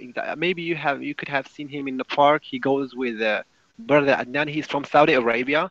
He goes. Yeah. You know him? Sheikh I don't Muhammad, know his name exactly. Sheikh Muhammad. Yeah, I asked him about that question, and he said because the gospel or the Injil was given to certain people, and it was not meant to be protected, and it was not meant to be preserved. Like the Quran, which God, you know, says in it that this book will always be preserved no matter what's happening. Yeah, what's his evidence? Marshall, you do realize how stupid that answer is, right?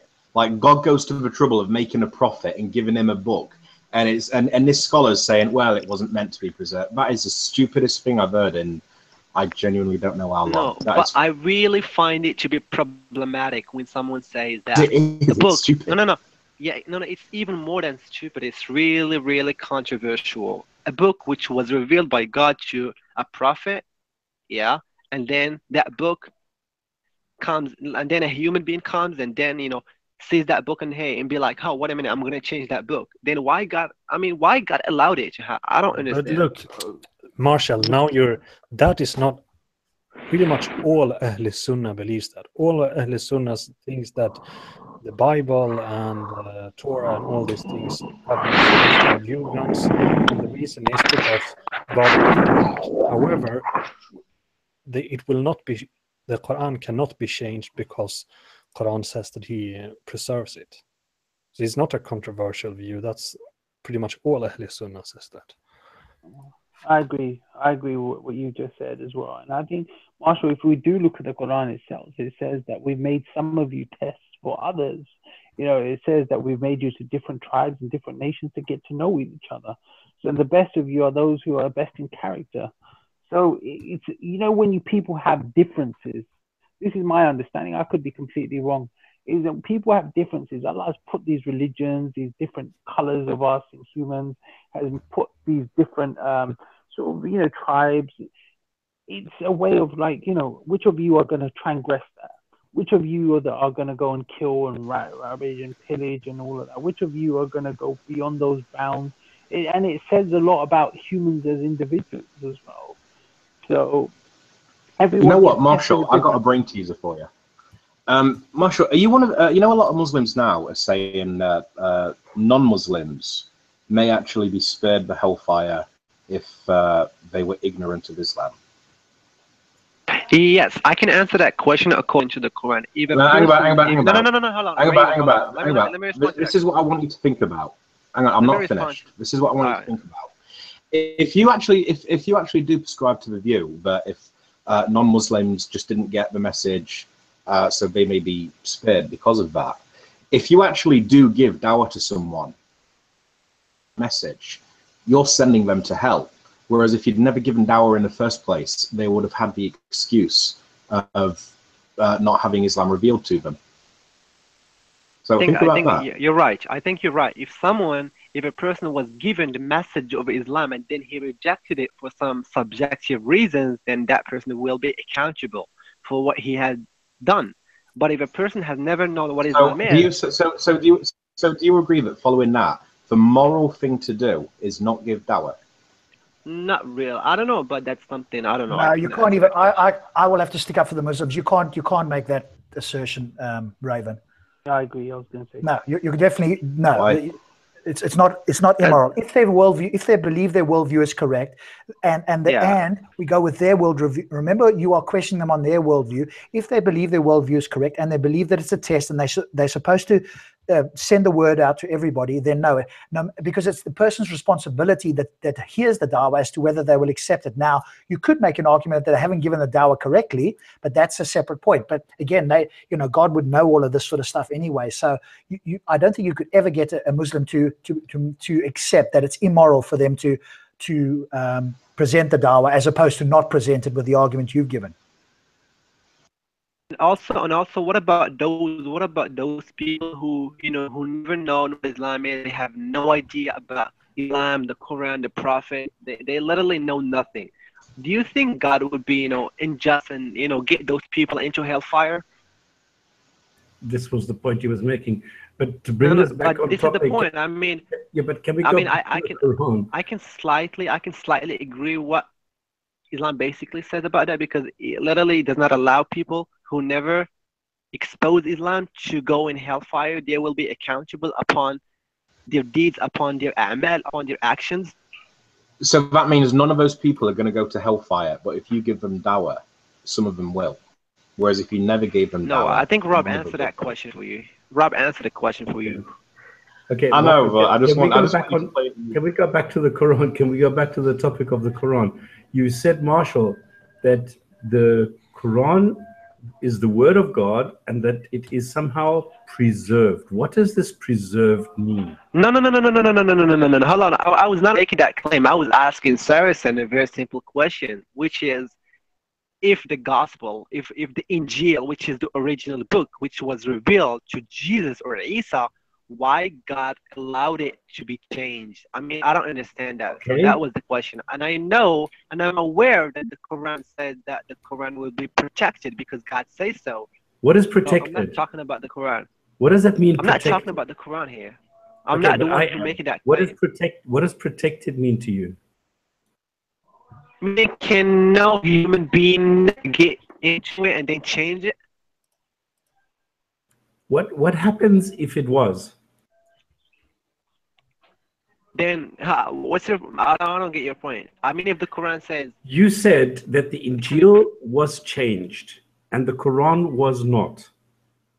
Is this correct? No, this is no. Come on, listen, man. I said I don't understand. I don't get why God would reveal a book to a prophet and then allow it to be changed. This is the whole point. Okay, if the Quran was revealed by a God and then this God allowed it to be changed, does that make sense? No, I think he's talking about the Gospels. I'm not talking about the Quran. I'm talking about the Injil, the original book. Okay, I'm changing the topic now back to the Quran, because you said the Injil was changed, and this seems to have some sort of significance for you. I'm trying to here once again. Let me. No, hold on. I did not say that. No, hold on. I did not say that. I said, how can God, who is more powerful, to reveal a book to a prophet and then allow that book to be changed by a certain human being? This is the question. And if God now does the same for the Quran, what then? But it does not. But it did not happen. What if it does? This is my question. Then obviously the point of the word of God being eternal will no longer have a point. And what does this mean for you? What if we're the whole point. It says in the Quran that this has been preserved? What if that is corruption? What if Allah never said that? I myself find it very problematic when someone says, even I myself, I don't agree with that, because I don't believe that the word of Marshall, you know what you're doing, my brother? You're asking. Why is Marshall now suddenly quiet? He was in the middle of the sentence. I was saying I don't understand. This is a very simple, basic question. I said I don't understand why God would reveal a book and then allow it to be changed. This is the whole question. But you can't answer. No one can answer that. Saracen, I'm having a conversation with Marshall at the moment. What if this is the same thing, the same situation with the Quran? What would that mean for you? Then God would be a liar. I don't know. Okay, so if I show you a change in the Quran over 200 years, would that then make you doubt this God? That was not a question. That was the question I asked for Saracen. So if you want to answer, if you're looking for an answer for that question, please see with Saracen. Maybe he could respond to that. No, you asked a question about the Injil, and I'm saying if the same situation were true about the Quran, what would that do to your trust in the Quran? Then the whole point of the Quran being preserved is gonna go down. What does preserved mean? No mistakes, no contradiction, no human being made point. But there's lots of mistakes, there's lots of contradictions, and there's lots of changes in the Quran over time. I know exactly where you're gonna go, but I don't want to go No, into you that. don't. No. I'm just saying that there's lots of these. I'm just asking. I don't want to go into the details now. I'm just asking, what would that do to you if I were to show you these? Then you may have a point that the book is not preserved. And what does it mean if the book is not preserved? Then God would be lying or deceiving people, something And what like would that. it mean if God is lying? Point of his line being wrong. So all I need to show you is one contradiction or one mistake or one change, No. and the whole of Islam Okay, would be completely out the window. Once again, I was not making the claim that the Quran is preserved. So you're trying to, to get the question back on me. So that was not my question. No, I'm asking you this question. Okay, but I said to you, if you may be able to do that, then you may have a point. Okay, thank you. Can I just go back to answer your question, Marshall? I think Muslims might, scholars, whatever, they might waffle. Ultimately, no one knows the will of God in certain things, right? So we don't know why was there 5 prayers, why was there not 10? Why was there certain things? Why? What does Alif Lam mean? Why did God put all of those? These are those sort of questions, And ultimately, you won't find that out until what we believe is the Day of Judgment, So I think that those are sort of questions that they're like little bugbearers, but ultimately no one can answer that question definitively because it's you're asking about the will of God and the knowledge of God, and no one can really answer that. I'm fairly sure I can give an answer as to why there's 5 prayers. Shoot. Okay, Raven, respond to it, Raven. Well, keep in mind the period that this idea of the hadith of 5 prayers came from is when the fledgling Arab empires were expanding onto Zoroastrian territory and trying to convert Zoroastrians to their religion. In the Zoroastrian faith, you pray 5 times a day, and then by an amazing coincidence, as soon as this happens, all of a sudden, Zoroastrians, how many times a day do you pray in your religion? 5? Okay, anyone got a pen? Look, it's in our religion too. I actually heard a rebuttal to this a few weeks ago. I mean, it's a big jump, actually, Raven, what you're just saying. Remember, we also believe that every nation... I would also point out that, no, it's not a big jump. What I've just said is historically accurate. Not only that, it also talks about Mo going to a mosque that didn't even exist until 100 years after he died. I mean, if you put all these things together, it's kind of a good argument. Yeah, you can also say the Prophet didn't exist. Salam. You can say that we prayed on the original. Have you looked this up for yourself? You do realise that I've looked all of it. I've honestly listen, mate. Anything that you brought, believe me, last 10 years I've probably looked it up more than you, and I've researched these things. But yeah, I've heard all of these arguments before. They're very weak. I mean, the whole. We're just saying I've heard those. Yeah, the whole mold didn't exist. Stuff with lots of life. It's so weak. So what, I think most historians now believe that it's a historical fact that he did exist. They certainly concede that he's more likely than the Petra argument has been debunked many times before. And I think Mansour did debunk J. Smith on this. what should But I do? now you're I don't talking know. about different things. That's I am. I'm Muhammad, just Petra saying. and the Zoroastrian influence are very two different Do you want to things. deal with the Zoroastrian stuff now? Then, if you want to ask a question, Well, I just want to know who J. Smith is, just so I can follow along with what you said. No, Oh, he's a come on, Christian. guys. He's a big liar. He's a Christian. No, come on. We're going Is he completely away from the whole He's thing. We are Okay, moving away from the topic. guys. Stop 1 second, please. Stop 1 second. Stops. You were saying something there. Hang on 1 second. I think we should stick to a topic and not jump all over the show and now suddenly start talking about Zoroastrians when we were talking about the consistency of the Quran. I mean, this is an interesting topic, and Raven, now you are suddenly going off on a tangent again, going into Zoroastrians or something which has nothing to do with it. Why can't we go and spend some time on the consistency and whatever the veracity of the Quran? Why do you need to change it? Well, because Marshall asked me for my thinking on where the 5 prayers come from. Okay, I don't think somebody specifically asked you. I think Saracen just made the point that all of these things, and then you volunteered to suggest that you could give an answer to this, because Saracen said, "Oh, we don't know why there were 5 prayers," and then you volunteered an answer for that. But okay, be that as it may, let's put that to one side for a moment. I want to focus on the Quran in a sense, but on Saracen's view, because you do seem to have a different view to what I'm used to, Saracen. Now, that's right or wrong, whatever the case may be. You said a couple of things early on, which Marshall just said, "Oh, could I ask a quick question?" And that went on for half an hour. So I want to just go back to that, and then let's focus on the Quran, and because you are seemingly saying that certain things are ambiguity, or some are metaphorical, some aren't. Now you've got to provide the evidence as to why that is, because again, the other claim is this is a book that I could read as a reasonably educated, not particularly smart, but reasonably educated, and I can read this book and I should be able to accept the Quran has no contradictions, and it gives me a clear message.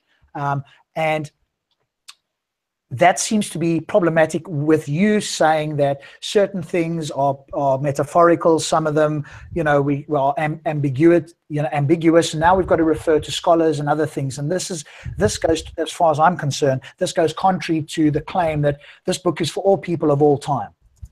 So I want you to deal with that one first, and then I've got one other question, and then somebody else can jump in. Rob, we've discussed this, me and you have discussed this on a previous show here. My position is very clear on this. I believe that Quran can be read for devotional purposes. I believe that, people can read it, but I don't believe it's the best book for non-Muslims to learn about. You can get maybe a general overview, but it's a very deep, complex view.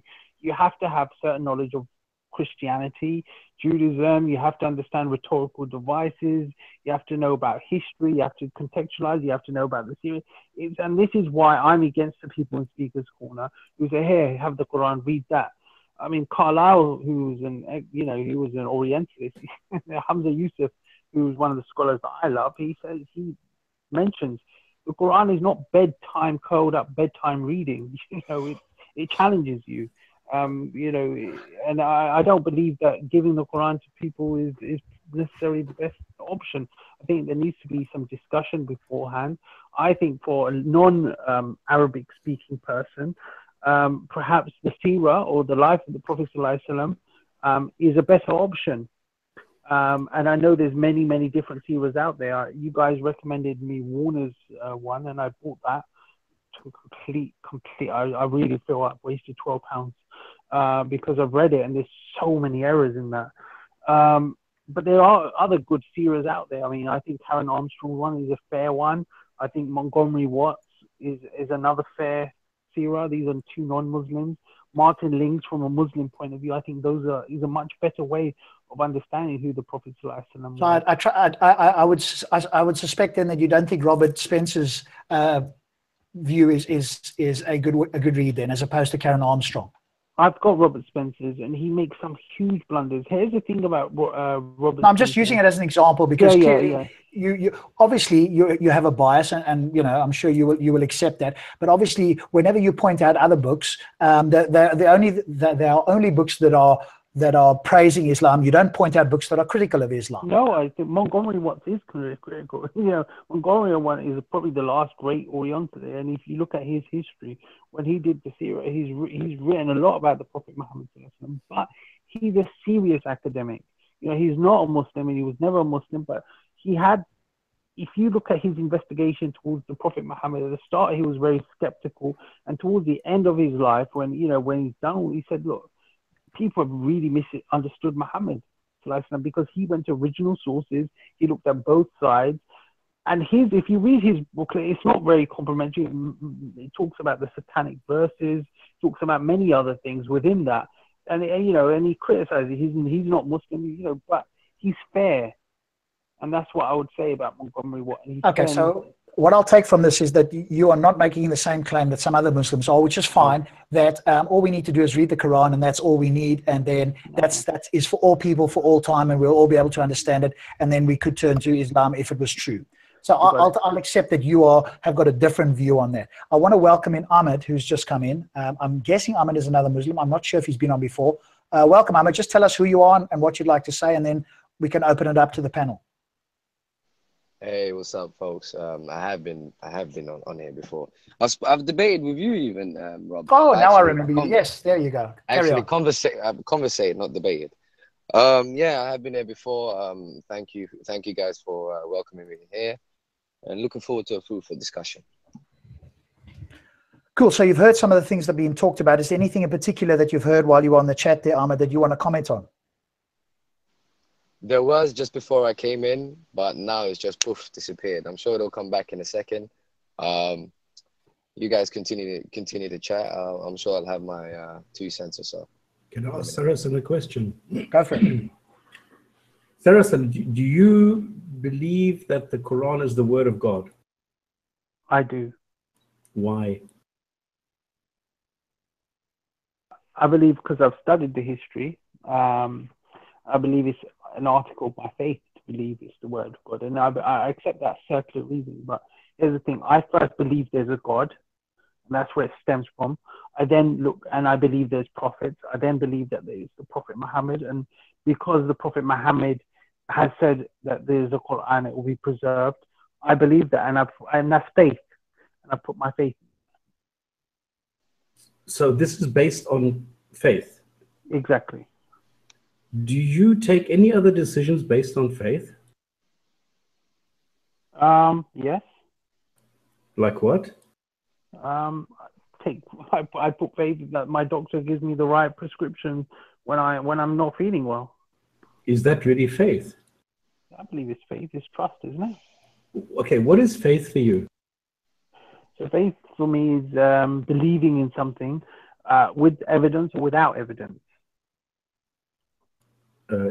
Sorry, I heard you say with evidence, without evidence. Yeah. That's what a faith is. Yeah, that's right. Sounds contradictory to me. Yes. No, because there's a basic belief and there's a true justified belief. True justified belief is with evidence that can cause. Yeah, but that's reality. knowledge. That's a different Yeah, thing. that's knowledge. Yeah, exactly. So no, for example, Rob. Wait, Marshall, Faith is something that you believe in with evidence, without evidence. So there's two types. There's two types of belief. No. I'm not talking about belief. Faith. Yeah. So this is what faith is. This is what I'm saying. Faith is based on belief. Belief is there's two types of belief. Hang on. I'm talking about faith, not belief. But you can't talk about faith without belief. Faith. Yes, you can. Okay. So my understanding, and I could be wrong, my understanding is belief leads to faith. No, I wouldn't say that at all. Yeah. Faith is believing something without evidence, without even having. Faith is believing something where you have evidence to the contrary. Faith is believing something where you don't have anything to base it on. Nothing. The second one I'll accept, but the first one was inaccurate. Yeah, I go with the second one as well, Stops. Because otherwise you wouldn't use the word faith, you just say I believe. So the moment you put the word faith in there, that's believing without evidence or reasons. Okay, so let's look at the definition of faith. I've just typed it in Google, right? Complete trust or confidence in someone or something. And synonyms: trust, belief, confidence, conviction. Yeah, okay, we're talking about different levels here. Yeah, so I'm strong asking belief, about your strong faith, your belief. definition. Yeah, so I've just told you my definition. My faith is based on belief, and then beliefs are two types. Okay, you just said that you believe that that this Quran is the word of God based on belief and faith. Yes. And what else? Okay, you can't have faith and belief and everything, and this is the reason why you believe the Quran is the word of God. It doesn't really make sense. No, I don't think you're understanding, or you don't want to understand. I said faith incorporates belief. Don't know how much more clear I can be. If faith incorporates belief, and that's what the definition says, Google it right now if you don't believe it. Faith does not incorporate belief. Then you must be working on a different dictionary. Yes, Google it right I'm now. working on a different dictionary. Google it. Type in faith and look at anyone, all of you people, check it. Read what the definition says. Strong belief in the doctrines of religion based on spiritual conviction rather than proof. So that's a basic belief, or it could be complete trust and confidence in someone, and the synonyms are trust, belief, confidence, conviction. So of course, belief is linked to it. Okay. If you push the brake pedal, is this faith or belief? I think we're going round in circles. No, I'm trying to get somewhere. I'm trying to understand. I know you're trying to get somewhere, and okay, let's break it down. So I've said I believe in God, then I believe in the prophet. Then you said, what's that based on? I've said faith, and I said faith. If we look at faith comes from belief.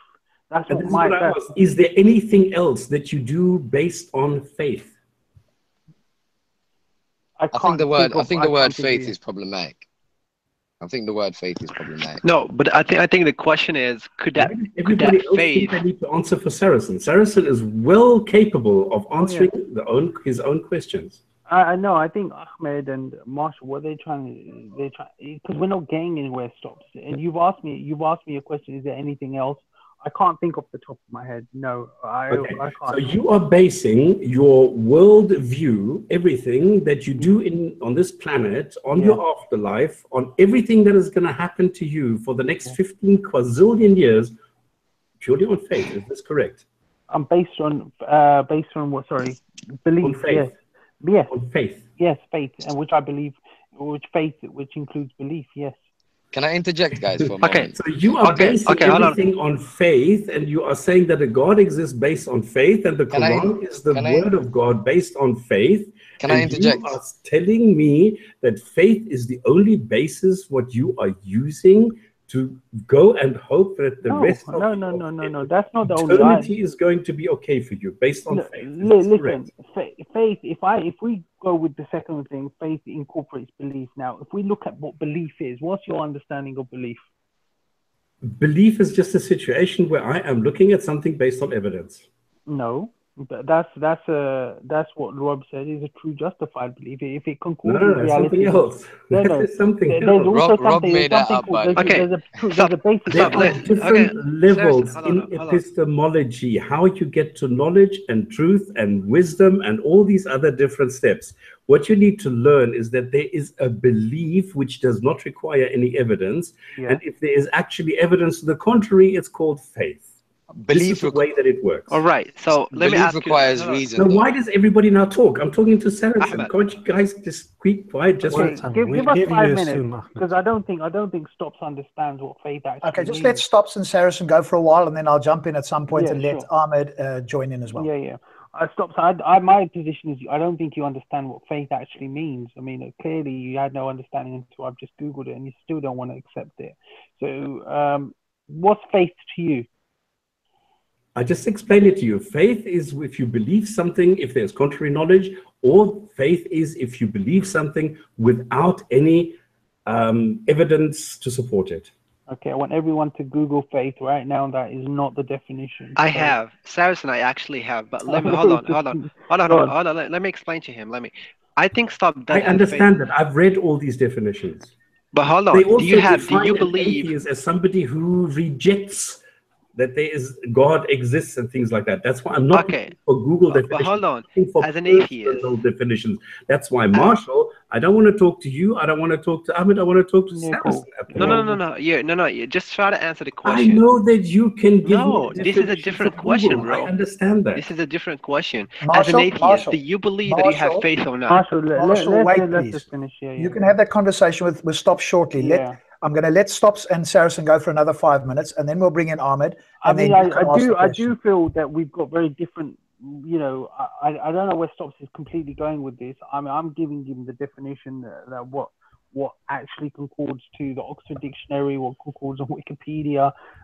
Faith has, and I've just given him, faith is confidence and trust in something, religious belief. But he doesn't want to accept that. But yeah, go on. I want to hear what you're saying, Stops. Go for it. I asked you what it's based on, and you mentioned the word faith. I asked you what faith is, and you said it's belief. Well, if you have belief, why do you use the word faith if you can use the word belief? Because belief is two types. Something where you have reason to believe something, otherwise it's not a belief. It just is that you can have a belief without evidence. But if you have belief to the contrary, it's called faith. That is how I define the difference between faith, belief, and knowledge. And this is where I tell you you're wrong, because belief can be, as you said, without evidence, and that's called a basic belief. Or belief. That's not a basic belief. That's the technical term. The technical term is totally different. A belief without evidence is called a basic belief. No, a belief with evidence, then the question is, does it concord with reality? And that if it does concord with reality, that's called knowledge, and it's called a true justified belief. And okay, how does this give me an indication why you believe that the Quran is the word of God? Okay, so I've just let's replay for you, because I think you forgot. I believe in God, and I believe that's based on a true justified belief. I then believe in the prophets. I believe that they're prophets sent to every nation. I believe they came down with books. I believe the final book is the Quran. Okay, and you believe that the Quran is the word of God based on belief. Is that true? Yes. Okay. Why do you believe that the Quran is the word of God? What is this based on, this belief? I've just said my main thing is because I believe that in God. Prophets, you believe all this shit, I believe but I don't in know God, why. and I believe that the Prophet Muhammad was the final messenger for life. Why? From my understanding, my research, through my experience as well. Now, you know Muhammad personally? You were able to research him? From experience as well. So you experienced Muhammad. Okay. So there's knowledge traditionally was many different types. There was the empirical knowledge, which is what we're all dealing with and what a lot of atheists deal with. But there's also the spiritual realm. Atheists only believe that there is no relevance in the claims that there is the existence of a God. This has nothing to do with it. I want you to explain to me what the belief and I'm is based telling on. you, I'm telling you, I've got belief on a number of things. So I believe it's concords with reality.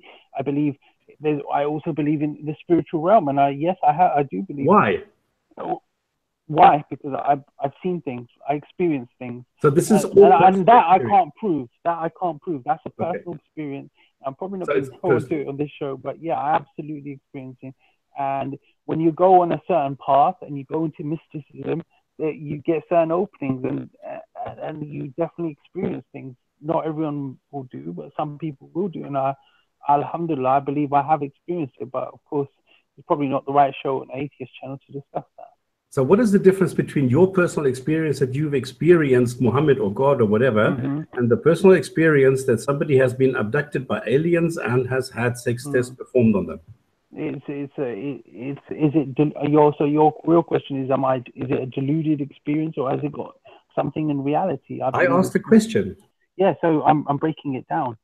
So you're basically, what you're saying is, am I deluded, and or am I a madman? I think that's the real question. I don't believe I'm a madman, and I believe that it does concord with reality. But you can't really investigate that until I share my experience, which I'm not going to willing to do on the show. So there is no difference between you thinking that God exists and aliens exist and conducted sex experiments on me. Listen, stops. I said that you've asked me why I believe in God, right? And no, I asked you what the difference is between you believing that. So let's break it down. So what I'm telling you right now is I'm saying I believe based on two things. I believe in my faith and my belief concords with reality, and therefore I believe it's a true justified belief. And I also believe because of experiences I've had and openings I've had on the mystical path. I'm not going to, like I said, I forget the second one. I've said that's what I base on my things on, yeah. Okay, so we forget the second one. I don't know why you mentioned it if you're telling me that you should forget it. Because you asked me. Let's take, okay, well, the funny thing is you say something, and as soon as I question it, you say, oh, no, that's not what I mean, let's forget about it. So I don't really understand. As soon as you say something, and I dig on what you are saying, no, that's not what I mean. That's not. Let's forget about it. Let's talk about something else. Because I think I don't know where you're going. I think me and you have got very different differences on belief. You don't believe in the standard dictionary definition. You didn't know what a basic belief was. You didn't know what a true justified belief was. And then you're making these bold claims, but I don't know where you're actually going. I think. Why are you telling me things that I don't know if I know these things and I have shown that I know them, and then you tell me I don't know them? You didn't know what we're talking about you. I wanted to know what your belief is based on, and you could not tell me. All you told me is personal experience.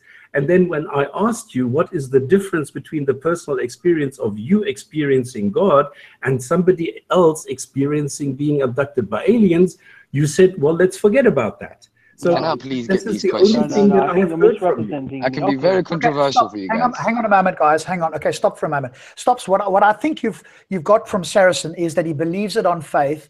And if every Muslim in the world said that, and you and I think, agree on at least the second definition, which is believing without evidence, which is what I would consider faith to be. Otherwise, you would just use the word belief. That would be brilliant. But of course, not all Muslims do. So I think you have got him to concede that he believes on faith. What more do you want there? Because I want to bring in Ahmed. Rob, I believe I'm the controversial one. Hang on, Ahmed. I believe you're wrong, Rob, because my belief, my faith is a belief I believe concords with reality. Now, I believe on a number of things. I believe if we want to go into technical terms, I believe in the Kalam cosmological. I know we've discussed this. I believe in that. I believe in the Fitra argument. I believe in the argument through design. I believe these are all I know you rational. believe in all those arguments. So what I'm saying is that, and I believe all of those, and I believe if you put them all together, I believe in the default argument that God exists. So therefore, it's not. I'm not just believing just willy-nilly. I'm believing on evidence. Absolutely. No, the question is, why do you believe these things? Sorry. Why do you believe all these things? Why? This is my question. Why? I've researched them. I've read about them. No, I have. No, don't laugh. Because you can't laugh. You listen to what I'm saying to you. You're saying I haven't researched. I'm saying I've researched them. Like I said, I've even researched basic. Oh shit, now we've lost him again. And we've lost Ahmed, and we've lost, we had the same situation last time. I don't know why they get kicked after a while. So what is your end point there, Stubbs? Because I thought you got to a fairly good position, but then you kept pressing, and it looked like you got to a brick wall where I didn't see that you were going to progress any further. No, I wanted to now go to the next step. What is this belief based on? Because yes, it is faith. Yes, it is blind belief. Yes, here's the question. But I want to know, what is reality? How does this compare to reality? That's it. Okay, let me respond to that question. Here is a question for you. So you're saying that faith does not necessitate an evidence, right? So I do believe that you have faith, and we all have faith. For example, let me give you an example. You do believe that your father is the true father. You don't need to take a DNA test to substantiate that he is your father. So you have faith that he is your father without any evidence. False. Okay, but this is guys, you're never gonna go anywhere using the word faith with atheists. I'm just saying. No, but we all have faith. That's but Marshall, you can't. No. Ahmed is right. You can't use that with us because We don't. If you want to use the word faith, which we don't like that word faith. There's a difference between what you would label as faith for an atheist and what we would label as faith for you guys. There's a big difference there. And using your father, using the brake pedal, because we've seen it happen in the past. There's empirical evidence, whether we've done it ourselves or not, that these things are there, like my mom's grandfather and all that sort of stuff, and the pedals. That's an equivocation that you can't use with us. You can't say, "Oh, that's okay." You've got the same sort of faith as us. Also refrain from emotional talks. Refrain from emotional talks, and also refrain from any subjective talks. Okay, so what I want to do now, anywhere with atheists. Okay, so what I'd like to do now, stops. We kind of got somewhere with Saracen, but Ahmed was pleading for you to ask him those questions, because now you'll get a different Muslim opinion. So maybe you want to try that with Ahmed. Okay, Ahmed, please, the Quran is the word of God? Absolutely. Why? Well, before I answer that question, stop. I'll have to ask you to be very fair now. Yeah. No, regardless of what I say, for you to dispute it, you would have to give me a criteria you would accept for a book to come from God. Is that fair? Sure. That's fair, right? Sure. All right, cool. I accept that the Quran is the word of God for two reasons. One, it's the capability of the message is outside of a human scope, I would argue. Meaning the message, the content, the argument that the Quran makes, it's outside of the capability of a human being. I don't understand those words. Meaning a human being doesn't have the physical or mental or the ability that it took to come up with the Quran. A human being does not possess that. What is your... No, that's wrong. I think that's wrong. That would be my argument. Ahmed, no, that's, you mean that's the totally linguistic nonsense, because I have mastered the Quran and I have made much better sentences than in the Quran. No, I'm not talking. I didn't say sentence. Marshall, give me a second, mate.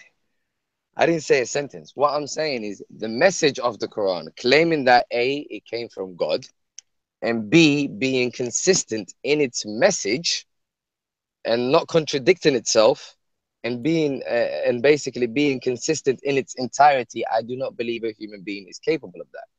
Okay, so I'm going to answer that question. Marshall, everybody was quiet when you were talking. Just give Ahmed now the benefit of the doubt. Just give him time to argue this, okay? Now the point is, you are saying there is no contradiction in the Quran. What if there were a contradiction in the Quran? What would happen to your belief? It would clearly affect my belief. In what way? Well, massively. A book, a message that claims to have come from an almighty, all-perfect entity cannot have any contradictions. Okay, and if it has, what would happen? Then clearly it can't have come from an almighty. Okay, so it's that easy. Thank you. Yeah. Give me more. I want more. Okay, no, but I can give you contradictions galore. I mean, how many thousands do you want? I mean, it's that easy. So, but I don't want to destroy your belief. I mean, I'm not a sadist or something. Do you want to? No. Do you want to go and consider what you can consider to be contradictions at the moment? Just do one. Just do one stop, because this is provocative. Obviously, whatever you're going to throw at them, they're going to deny, which is a standard. But I'm not mocking you, by the way, Ahmed. I'm just saying that's my experience. That you can present anything that we think is a contradiction. That's clearly for us a contradiction, and you'll have an answer for it. But that's provocative stops. You could do one if you want to, for the hell of it. But sending out lots of them. Obviously, they are quite practiced, as you know. And I'm not. Please don't take this as an insult to Marshall or to Saracen or Ahmed. That's not. Oh, they've disappeared again. They've dropped off. I don't know what's going on there. Give him a contradiction if you want. But you and I and everybody watching is well aware that they'll have an answer. You're not gonna convert somebody on what we think is a contradiction. They will have an answer for that. So I'm not sure how that will help for taking somebody out of their belief. Okay, but the point... Can I be responsible for taking somebody out of their worldview, out of their total belief system? Potentially. I suppose if you instill enough doubt. I only care about the truth. Ahmed, I would like to correct what you said previously. it's not the message that is miraculous. It's the linguistic miracle within the Quran that are actually miraculous. So the message is fine, That's but your the view. the language is actually the miraculous thing. That's Because your, no one, no, that's your it's not my view. view. No human No, no, being no. would But you say said but you're saying you're correcting my view with your view. So So it's silly. you're saying the message is miraculous. For me, absolutely. So what about the ling? I find the message absolutely miraculous. I agree with Ahmed on this. Okay, what about I'm saying the language which the Quran was revealed with is the miraculous thing. You're following a standard route of argumentation. I mean, Yeah. you're basically going, oh, it's linguistically miraculous. They know the route you're taking. I'm genuinely speaking No. from like Ahmed, from the heart, listen. what I believe. Ahmed, listen. This is what the Quran says. It says even if you read the Quran, it's a challenge there. It challenges people. إذا كنتم من ريب على ما أنزلنا على عبدنا فأتوا بسورة من مثله. If you are Who was that to, though, doubtful, Marshall? Who was that challenge to? Who was we that don't challenge have an to? argument. Was it for everyone? No. It was not for. It we was don't for have an particular argument. people. No. I'm just saying. Yeah. The Quran contains, as you were trying to say, it contains some miraculous linguistic. Marshall, can I just ask you something there? But the thing is, Ahmed, the point is, if you have a book that is without a contradiction, you are considering it to be the word of God. What about all the other books that have no contradictions? Not only. A, claiming to be from God, and B, being consistent in terms of the message and in terms of what you expect from an Almighty. And well, what is Almighty? What is Almighty? How does that work? Easy. Almighty is literal. Almighty, unlimited ability. Can your God create something indestructible? What do you mean by indestructible?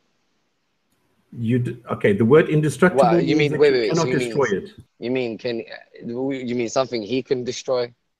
Correct. That's the question itself is contradictory. Can your God create something indestructible? He is infinite, therefore he cannot limit himself. You're basically saying. Well, you're basically saying, can your God construct something indestructible? Very straightforward, normal question. I am being straightforward. You're basically saying, can he go against his essence? He is unlimited, infinite by nature. Ahmed, so saying that can he's construct something capable, indestructible or not? In logic, there's illogical three propositions. Yeah, there's possible, impossible. There's necessary, what we say inconceivable, and possible. The question that you just asked is inconceivable. So the God is limited. No, you've just missed what I've just said. The question itself, what Ahmed said, is inconceivable. It's like, can God create a rock that he can't? These are philosophical bugbear questions. Okay, this is not my point. The original point that we were going for is that Ahmed said that he believes that the Quran is the word of God because there are no contradictions in it, correct?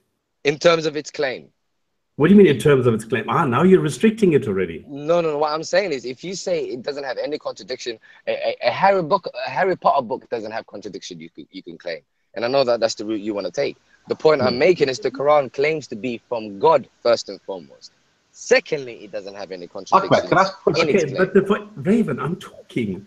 The point is, you are saying you believe this because it is the word of God. That's your claim. Yeah, because it is a book that is for the word of God cannot have any contradictions. Okay, what if it has a contradiction? You said that this one. Now, what if there is a contradiction? Like, for example, alcohol is good, alcohol is bad. Is that a contradiction? All right. Wait. Furthermore, if you find it in the definitive terms that you put it in right now, I'll agree with you. How about that? So there are contradictions. No. In the definitive terms you put it, because I know it's not like, because I know that's not how it's stated in the Quran. Okay, what does the Quran say then? Huh? You tell me. You read it. Since you thought that was an actual argument, you read it yourself. Ahmed, I hope you're prepared for this. 100%. If it says alcohol is good for you and bad for you, is that a contradiction? That's my question. if it says it's bad for you and it's good for you, clearly it's a contradiction, but it won't say so. No. It doesn't say that. Okay, It it I doesn't know, say I know that. what it says. I know what it It says. doesn't say that. There is some good and there is a bad in it. Is that a contradiction? Exactly. No. It Is says the that good. a That's not a outweighs contradiction. the Everybody bad. That is a statement. Is that a contradiction? No, it's not a What's the contradiction. That verse is a so we can read statement. it? What's the verse? He said it, Can I Saracen. He speak said, to Ahmed? Ahmed, all right. I now go and I tell you in chapter 46, verse 15, we have enjoined on man doing of good to his parents. What does that mean? It means man should be good to his parents.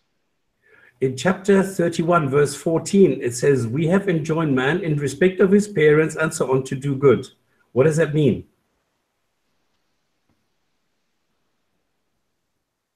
It means that, I guess it means even if the parents are against it, do good regardless. In chapter 29, in verse 8, it says, we have enjoined on man goodness to his parents. What does that mean? To be good to his parents. Okay, great. Are you going for that being a contradiction? Now go into chapter 6, verse 151. What does it say there? Wait. Are you basically equating being good to your parents and obeying your parents at all times?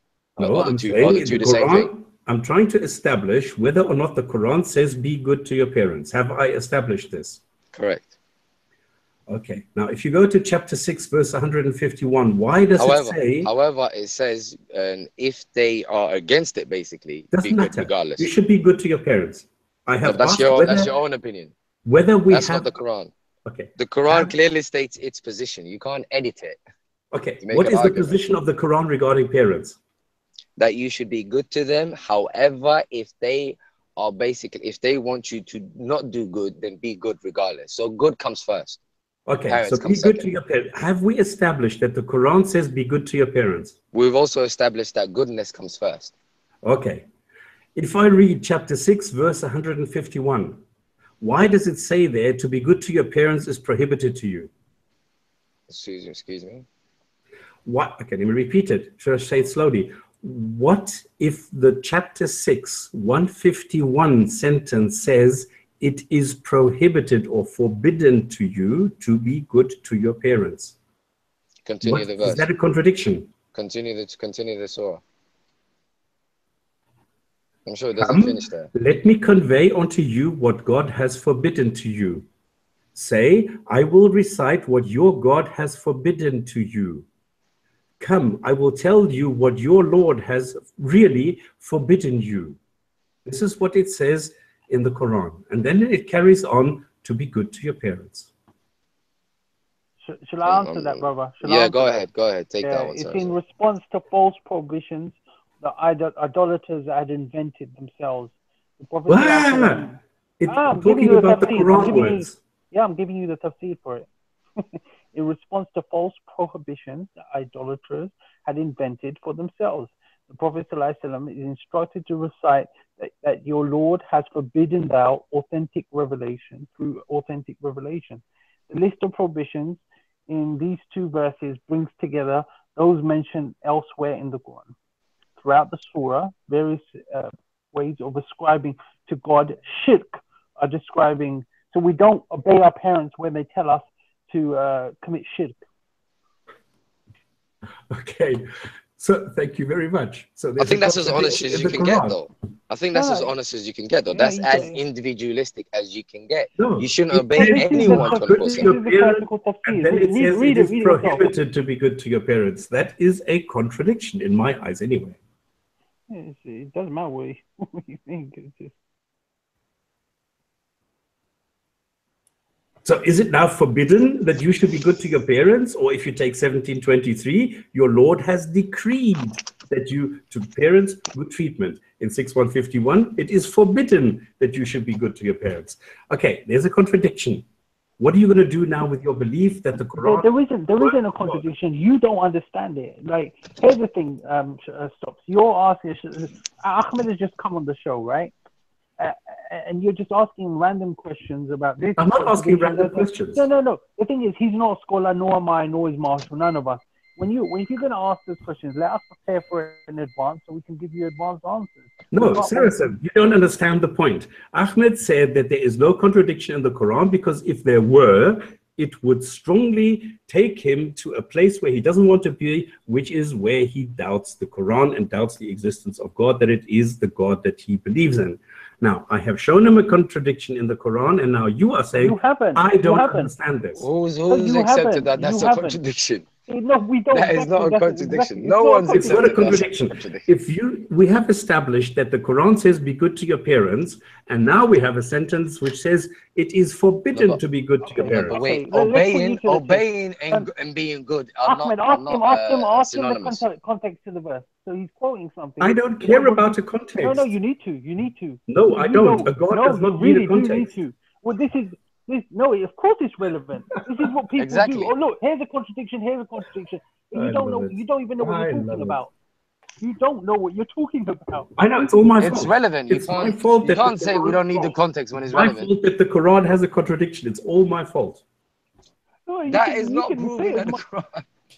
That is so weak. Seriously, you're sounding really silly right now, my friend. Honestly, I thought you were an intelligent That is unbelievably weak. So there's no contradiction in saying be good to your parents and don't be good to your parents. No contradiction. Okay. In one condition. In one condition. If you're basically saying, if you're saying being good and obeying are synonymous. It doesn't say that. It says be good. It doesn't say obey. It says be good. It says be good to your parents. Disobey. Yeah, but I can disobey and be good at the same time. You shall be good to your parents. There's nothing about obedience. But hear what I'm saying. I can disobey and be good. How about that? It says be good to your parents. There is nothing about obedience. I'm asking you a question. Watch my lips. Obedience does not appear here. So where does it say don't be good to your parents then? In 6:151. What does it say? Your Lord has forbidden you shall be good to the parents. That is not. Someone read the Quran. I think he did that on purpose there. No, please read. That doesn't even sound coherent. Read that. No, please read the Arabic. Okay, it even says harama. Ma harama rabukum ayukum. It's haram. It is haram to be good to your parents. That is impossible. I know it's impossible. It's a contradiction. That's why you don't like it. Someone read the Quran, please. Someone read the Quran. I'm reading the Quran. Prohibited. Harama. Please read the Arabic. Read the Arabic. Okay, so no. What are you reading? Are you reading 14151, right? I'm reading 6151. Okay, come. Say, I will recite to that which your Lord has forbidden you, and that you ascribe nothing as a partner unto him, and that you be virtuous towards your parents, and that you say you slay not your children for fear of poverty. We will provide you for them and approach no indecencies, whether outward or inward. Sorry, there's nothing else in there. I know. That's you just made my point. That is exactly the contradiction. You've read it. Thank you very much. Well, where did I read? Read what? I don't understand. What was your point? I know you don't understand. No, so I'm asking you, clarify, because you're you are not able to understand this because you don't want to see the contradiction. Saracen, yeah, go on. This sort of stuff should make your iman go through the roof, bro. Exactly. Exactly. It really should. No, because I'm no. Listen, Ahmed. I'm really trying to understand his point. What was he said about not obeying? Is that what you said? No, I did not say that. So that's what I'm saying. I'm asking you for clarification. What did you say? He just Whom are you got asking? out. Are you asking Ahmed what I said? Stop. So I'm asking you. What did you say that verse 5151 said a few minutes ago? I said it says you shall be good to the parents, and this is forbidden. This is haram. No, it doesn't say yes. that. It says, that's what it says. It says, your Lord has forbidden you from ascribing a partner. Okay, leave the first part. The first part is a double negative, which makes it complicated. Take only the second part. How can you? It's part of a sentence. Come, I will recite it's part to of you. the sentence which makes it complicated. It confuses you. Leave out the first part and leave only the parents part in there. There's three parts in there. Anyone that's objective that's watching this will just find this quite amusing. Just listen to what you're saying. You're asking me just to find a word, but you can't. You have to read the full sentence. Come. Okay, read the full sentence. No, I am reading it.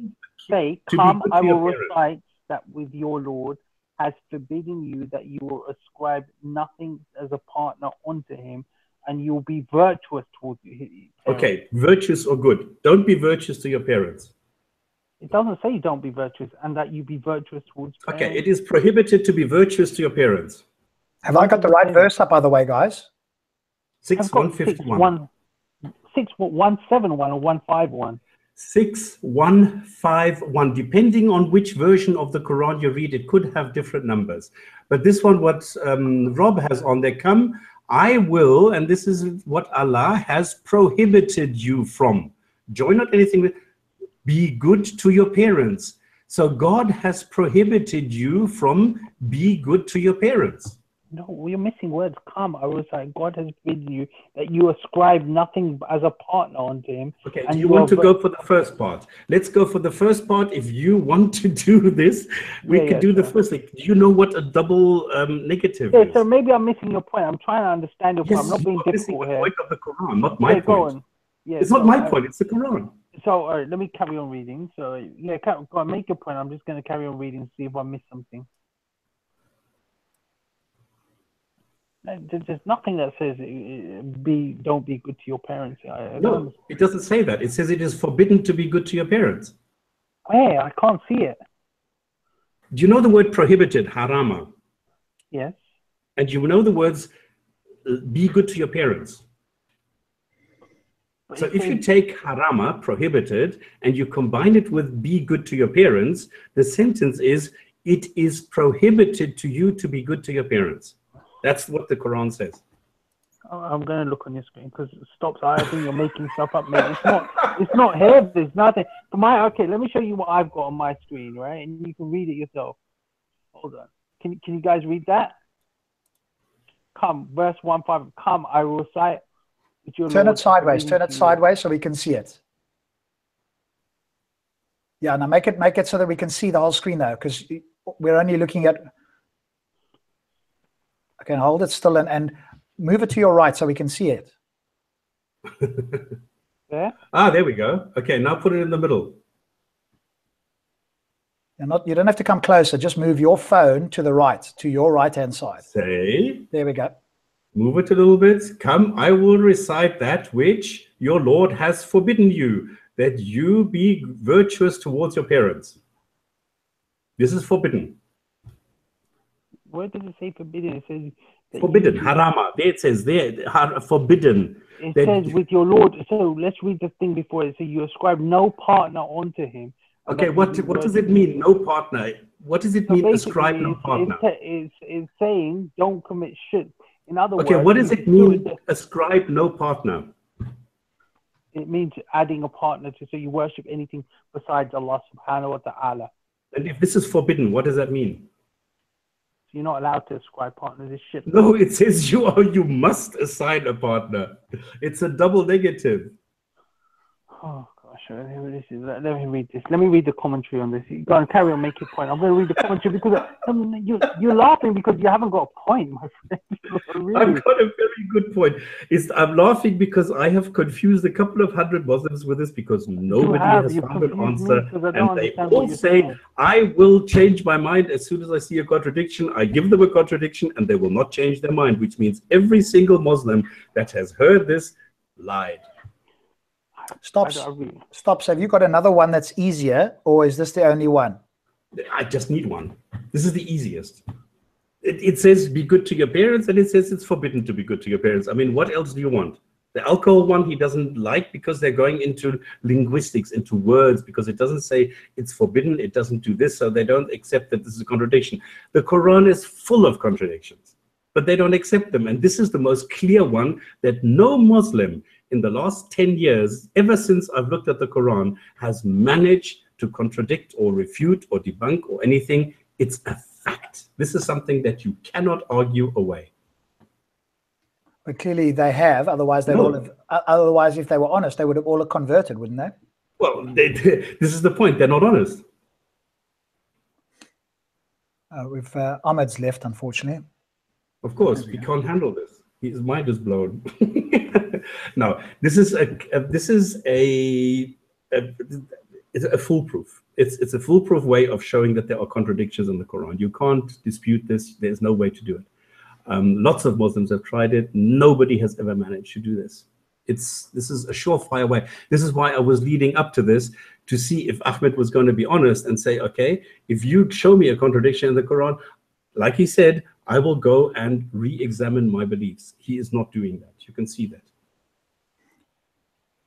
I think it's also fair enough. And I think it's also, just as a watching it from the outside, because it's a double negative, people can't get their minds around it. And so, yeah, Rob, can you explain it to me? Maybe I'm just not getting it. No, I mean, it's clear for me because I've studied double negative, so I did some work on that. So double negative is a bit of a mind-blowing thing. But I'll be interested, Stops. I'm happy to take this to the park on Sunday and see what other people say. And do they jump around, or what do they? But the problem is you need to lead them to it. You can't just jump in. There's a sequence that you need to adhere to, because if you don't do that, they're going to sideslip you. What you need to do is you need to corner them by saying, okay, what is harama? You need to understand what haram is. Then you need to go to two different sentences. You need to go to 1723, which is your Lord has decreed to parents good treatment. And then in 651, your Lord has forbidden to parents good treatment.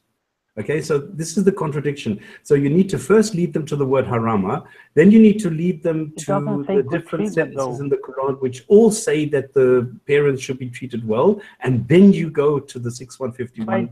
It doesn't say treat them. It doesn't say. Okay. I don't understand. This is what I'm saying. Stop. You're adding stuff on.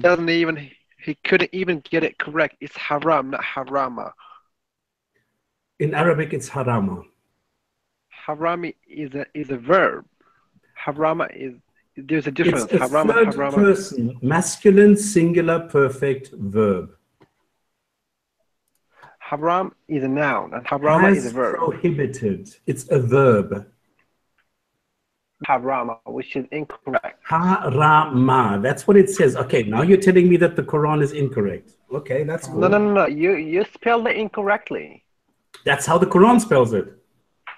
What can I change? It says haram. It says harama. Yeah, but you said haram. No, I said harama. Yeah, so you know the difference, right? Yes, the one has prohibited, the other one prohibits. That's right. Good. Well, I'm glad we agree on one thing. Right. I don't know what that point of that. I lost. I'm still stopped. I'm still. I think you're self-impressed with what you've said, but I don't think. I know you will not accept it. Your brain cannot handle this. It's not that I can't accept it. Here's the thing. Yes, You're saying, okay. So let me give you my point of view. The Quran clearly says to us, yeah, you be good to your parents. But the only exception is when they're telling you that you associate partners with Allah, in which case you don't you don't obey them, and this was obviously it's clear that people are telling you to worship other than Allah, you don't obey them. So you're adding words to the Quran now? You think your God is so incompetent that he cannot voice his opinion? No. Here's the thing. If I asked you, you didn't even know what you were reading. I know what I'm reading. I just told you what I'm reading. I asked you the context of the verse. You all right, tell me the context of the verse. Go on. I know the context of the verse, but I'm not interested in the context of the verse because I think if a God is a God, it shouldn't require a context. Of course, no. This is the problem. You see, this is why I say that people who just pick up the Quran and just say, "Oh, willy-nilly," there it says, it will mislead you. It says the Quran itself. It says that it's a book that will mislead people. You have to go to the Quran with humble pie, my friend. If you don't understand something, research it. Look at the context. So go on, tell me what the context of the verse is then. My goodness. It says so in the tafsir of Ibn Kathir. You can go to the Jalalains, you can go to Kathir, you can go to anyone. Yeah, of course. Come on. Don't tell me. Yeah, no, you can quote tafsir. Fine. We all know what tafsir is. Tell me the context of the verse. No, I'm not going to. It's not about the context. You said 5 minutes ago you don't know it.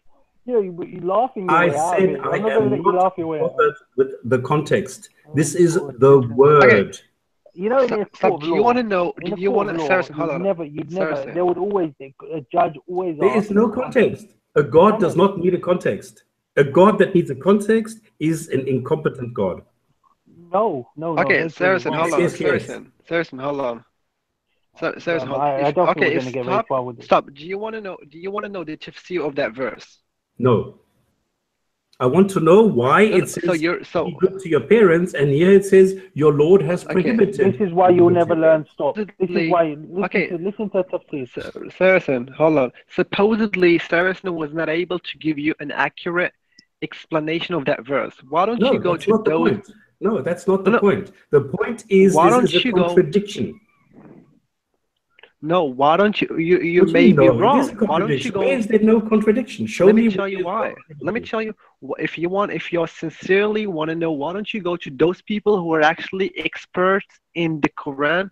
They give you a proper explanation of the context of that verse. Excuses. They gave me lies. Like what Saracen why don't you? is lying to me. He doesn't want to learn. This is the problem. Ahmed is lying to me. Saracen is lying to me. He doesn't want to learn. He doesn't. He's not. Why don't you seek help?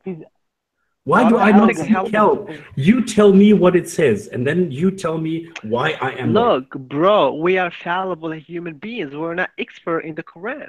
I mean, just seek the help of those people who are actually knowledgeable about the Quran. They can give you a proper. You're now being biased. Seek the help of those people who are actually experts in the context of the Quran, and they can give you maybe some good. Yeah, this is the thing. I come to learn. I'll be honest with you. Because I can give you some explanations, so could Saracen, but we may be wrong because we're not knowledgeable about the Quran. You are wrong. Okay, guys. You're not accepting the facts. Okay, to Marshall and to Saracen, do you claim that the verse does not say what Stop says it does? In other words, do you claim that where it says, "Come, I will rehearse what Allah hath prohibited from you, be good to your parents," are you claiming that that what is being read there is not what it says? In other words, are you saying that what that verse actually says is that you should be good to your parents? Okay, if I'm going to respond to that, I will say that the way Stops understands the verse is not correct. It's not me. It's the Quran which says it. No, not me. I think it's the way. It's you. If I could answer Rob's question. Yeah, I'll answer Bob's question. So you asked me a question. My position is that the Quran has a general premise that you be good to your parents, and that's a premise that you find in all the verses, except when they ask you to commit shirk. I don't think it can be any more simple than that. If you read the verse itself, that's clearly what it's saying. And Stop's, I don't know, Stop doesn't understand what the context of the verse is or anything. I've just told you the context. When people are associating partners with Allah, that's the only time that you don't obey your parents. But does it say go? It doesn't say do anything to them or don't. It says you just don't obey your parents. So the way I think I got an answer. Someone in the chat asks us to read the pre-Catchall translation or whatever that is called. Can you read that translation? It's more accurate. There you go. Why don't we stick to the Arabic? Why translation? Stick to the Arabic. Because you don't know classical Arabic. You don't know Stops. You don't know classical Arabic. How do you know that? Rhetorical devices. No, because you don't know. I've spoken to you before on this show many times. You didn't even know some of the basic things on that. Okay, so there's the first part of the verse. Say, "Come, I will recite unto you that which your Lord hath made a sacred duty for you, that ye ascribe no thing as partner unto him, that you do good to parents, and that ye slay not your children because of penury." It's scared duty. What is a scared duty? Sacred duty. Okay, scared. Rob, which translation is that? Sorry. What translation is that? This is the one that somebody asked for. This is Pickthall. Okay, so what does it say? Can you see it on the screen? Hold on. Yes. Okay. Will recite unto you that which your Lord has made a scared duty for you, that you ascribe nothing as partner into him, that you do good to parents. So what's wrong with that? I have just read the verse. What's wrong? It says, and you do good to parents. Yeah. Yes, It says it you always do says good that you to parents. So do what's good to the parents. But it Hang on, says Stops is it's trying to haram. explain. Say again, Stops. They all say be good to your parents, or do good to your parents, or be virtuous to your parents, or be nice to your parents, or treat your parents well, or this is what all the translations say. But unfortunately, it's got the word haram in the beginning, which means don't. Oh, I think I Yeah, fine, understand what. where is No, I'm starting to understand what you mean. So what you're saying, Stops, is because of your classical Arabic knowledge, you think that because it's got that word, and now you're not reading the English, you're reading the Arabic. Is that right? I'm not saying anything. I'm just reading No, what the you are Quran saying says. something. I want to understand. So you're not reading the English, you're reading the Arabic. I'm reading the Arabic, which says harama. And you're translating it in the way that you understand. Is that correct? No, I'm taking harama the way that I know harama, go. that it means it is forbidden. So you are translating in the way that you understand. No, I'm not translating. If I take a word to mean what it is, I'm not translating. Does You it are have another translating meaning? because- No. Thank you. Sorry, hold on. No, I've just no. read. Let me finish this, Marshall. Let me finish this. I'm a native Arabic speaker, so I No, fully but this is understand what classical it Arabic. says. Yeah, go on then. Can harama have You get another it. meaning? Can harama have another meaning? Yes, it can. Harama, no, it has one specific meaning that is forbidden, but the verse does not say that it's forbidden to be good to your parents. I have just read it. You've read it in Arabic, the one I've got up there? Yeah, I have just read it. In English, it's clear. Isn't it? It says your Lord has forbidden to make partners with God and to be good to your parents. It does not say to be forbidden, to forbid. And it says subscribing or making partners with God is forbidden. It's haram. No. Yes, that's what it says. It's not what it says. Read it again. Read it carefully, word for word. I can get what it says. Type in Surah Anam. You can just Google it. It's got all the translations. You can read all of them. None of them correspond with what Stops has just said. I mean, all of them correspond exactly with what I'm saying. All of them. No. Do you know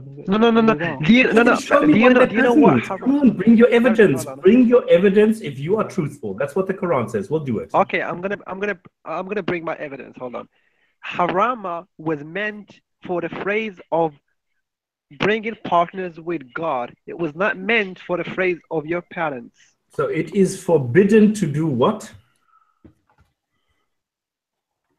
To bring partners with God. That's forbidden. That's not what it says. We just did say that. Read the English. We all speak English here. Carefully, word for word. Come, I will recite to your Lord promote that you do not associate. The harama, if you do not associate anything with him. It is haram to not associate a partner. In other words, you must associate a partner. Oh gosh, listen. No, it does not say that. Do you have difficulty with English? That's what it says in the Arabic. And you not associate partners with him. The harama. Exactly. It's prohibited that you not associate partners. Okay, somebody's got somebody talking in the background there. You want to mute your mic there? Yeah, so it's clear. It's clearly saying that the haram is that you do not associate partners with him. So what you've done stops now. Exactly. That's very clear. It's very clear that it's prohibited to not ascribe partners. So you must ascribe partners. No, that's not what it says. No, seriously, I think he's intentionally trying not to understand the point. I will recite your Lord prohibited to you. So he's talking to Muslims now that you do not associate partners with him. That's what is prohibited. Sorry? That is what is prohibited. It's a double negative. Yes, you do not associate partners with Allah. Fine. It is prohibited that you do not associate anything with him, so you must associate something. No. Stops. Stops. I will actually, interestingly enough, here, and obviously I'm not an expert, but when I'm reading it just in English, this verse is a little bit ambiguous in the following sense from my point of view. You can correct me where I'm wrong, because I'm just reading it as it is. It says, "Come, I will rehearse what Allah hath prohibited from you, And so that part of the, just as I read it, and you can correct me where I'm wrong, that part is like the introduction to the verse. And so what is prohibited is not to make anything like him, to be good to your parents. I can see how that could be ambiguous from my point of view, but you can correct me where I'm wrong, because I'm just reading it as I read it here with my understanding of English. And to me, it's like, that's like it appears to be like a title. And then underneath it are these, if I were to rewrite it as bullet points. And so that's exactly what it is. It's exactly what it is. But you have three different components here. Join not anything, be good to your parents, and don't kill your children out of poverty. Those are the 3 points. Exactly. Those are the 3 bullet points. Just show me, Rob, just show me the... Your parents, don't kill your children. But now, unfortunately, somebody changed the decreed into prohibited. Okay, Rob, just show me the Arabic. I'm going to translate it. No, he just exposed himself again, Marshall. He said, unfortunately, Exactly. someone Because is saying, I'm all the native. Muslim scholars out there are, they don't know what they're talking about, but stops in Correct. Light in 2017. Okay, Correct. hold on. That's That's exactly fine. correct. You're not going to get anywhere with translate this. that. Marshall, you're not going to get anywhere with this. Because he doesn't... Because he I'm a thinks native that Arabic speaker, so I can It get what doesn't it matter. says. You could be the most perfect Arabic speaker in the world. Yeah, He's but not he gonna will not accept it. He's not going to accept it. So why are you wasting your breath? What is there to accept? Give me what the sentence says. I will accept knows what the Arabic better than sentence everyone says. else. That's fine. It's cool. Let's leave it. Let's move on to something else. It's funny that if you can't find an argument, you want to move on to something else. No, because Wait, you're show saying, me you that said, this is not a contradiction. It's you very just said that your translation is better than all the other translations. I'm not out using there. a translation. No, because you're using your brain to translate it. I'm not translating it. You are If I translating say it. I am English, am I translating this? No, you're using a word, harama, what you understand what harama means, and you've misconstrued it. You don't even understand the verse, which is relevant when you do translate things in the Quran, right? No, you can laugh like a little bell. Such an idiot. You can laugh like a little Come on, bell. if I say I am prohibiting, am I translating I am prohibiting? Is this a translation or am I speaking English to myself? All the past Muslim scholars for all the 1400 years, nearly 1500 years, have got this wrong and stopped. Okay, Saracen. This is not the point. I don't care whether 15 million people didn't see it. I see it and it's there. And unless you can show me it's not there, it is there. And if you show me a Quran without this being there, I will accept it. But until then, every single Quran has this sentence in it, and that's the end of it.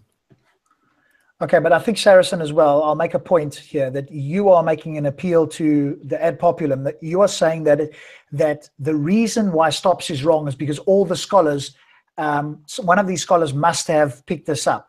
And to me, that's an ad populum in the sense that you're going, hey, it couldn't be that stops is right, because otherwise that would mean that everybody else that has read this is wrong. And that doesn't follow, obviously. Because it's possible that stops is right and all the scholars are wrong. Can you accept that that's possible? Or are you saying that it's impossible?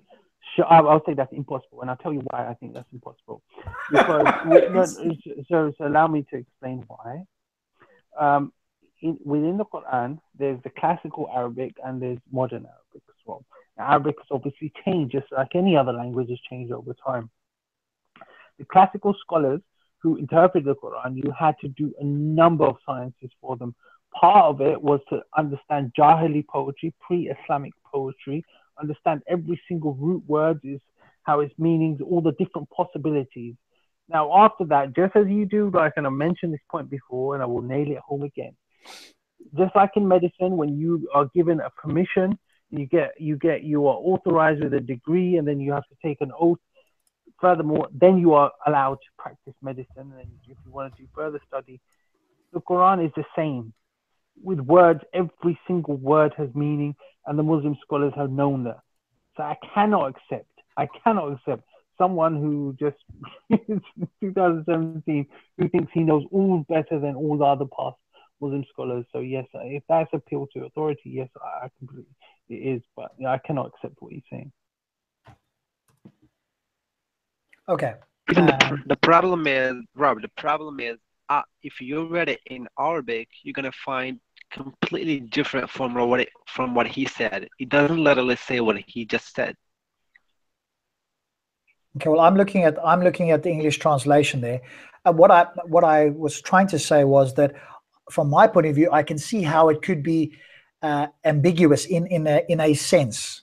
Stops is obviously very confident and certain that it's not ambiguous in any way, and that's why I said I'm open to be corrected here. I'm just reading it, but it seems like the way that it's been written in English, as a native English speaker, it could be, I could see how somebody could read that verse and go, no, it actually means be good to your parents. I could see how somebody could read that verse. Now, again, I'm open to be corrected on that. Yeah, I think Stops agrees. Stops thinks he's right in most things. That's the problem. I mean, some of us come here to discuss, learn, challenge ourselves. Other people who quote things, not interested in the context, not interested in the background of what you're reciting. For me, that's hugely ignorant. It's hugely arrogant, and you're not really going to learn, or you're not really seeking any sort of truth out. Saracen, let's listen to you. You are arrogant like shit. You don't want to learn anything. Well, I show you something in the Quran using Arabic, not a translation. I show you what it says in the Quran. You are not prepared to learn. You will reject it, and you will go for ad hominems, and you will not address the issue. That's all you can do. I've addressed the issue in my 3-minute, 4-minute speech before I just made an ad hominem. If you listen to that.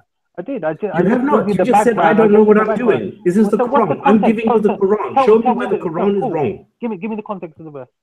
I don't need a context. The Quran says it's prohibited to be good to your parents. We've exhausted this. I think you've exposed. Okay, tell me what context can change the word haram into it is permissible. I don't accept. Listen. Please, Saracen, hold on, please. Can you show the verse one more time? It's not about the context. It's about the language. If you read the Arabic language, it does not say what he thinks. Then tell me what it says. Tell me what I'm wrong.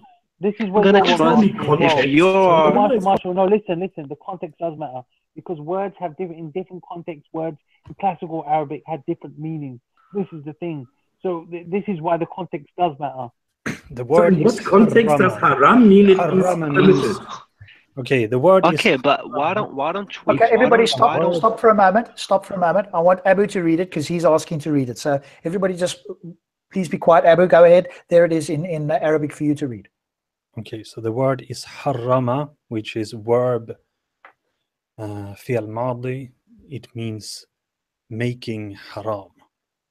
قل تعالوا أتوا ما حرم ربكم.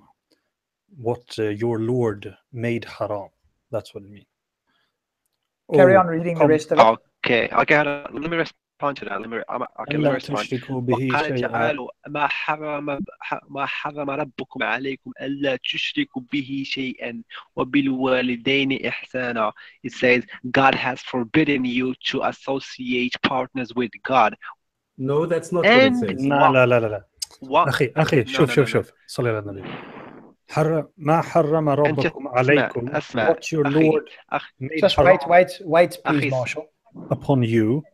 ألا تشركوا to not تشركوا make shirk به on him, on God, شيئا anything. وبالوالدين إحسانا and goodness to the two parents. ولا تقتلوا أولادكم to not kill your children. من إملاق mean like poverty. Like you feared that they will cause you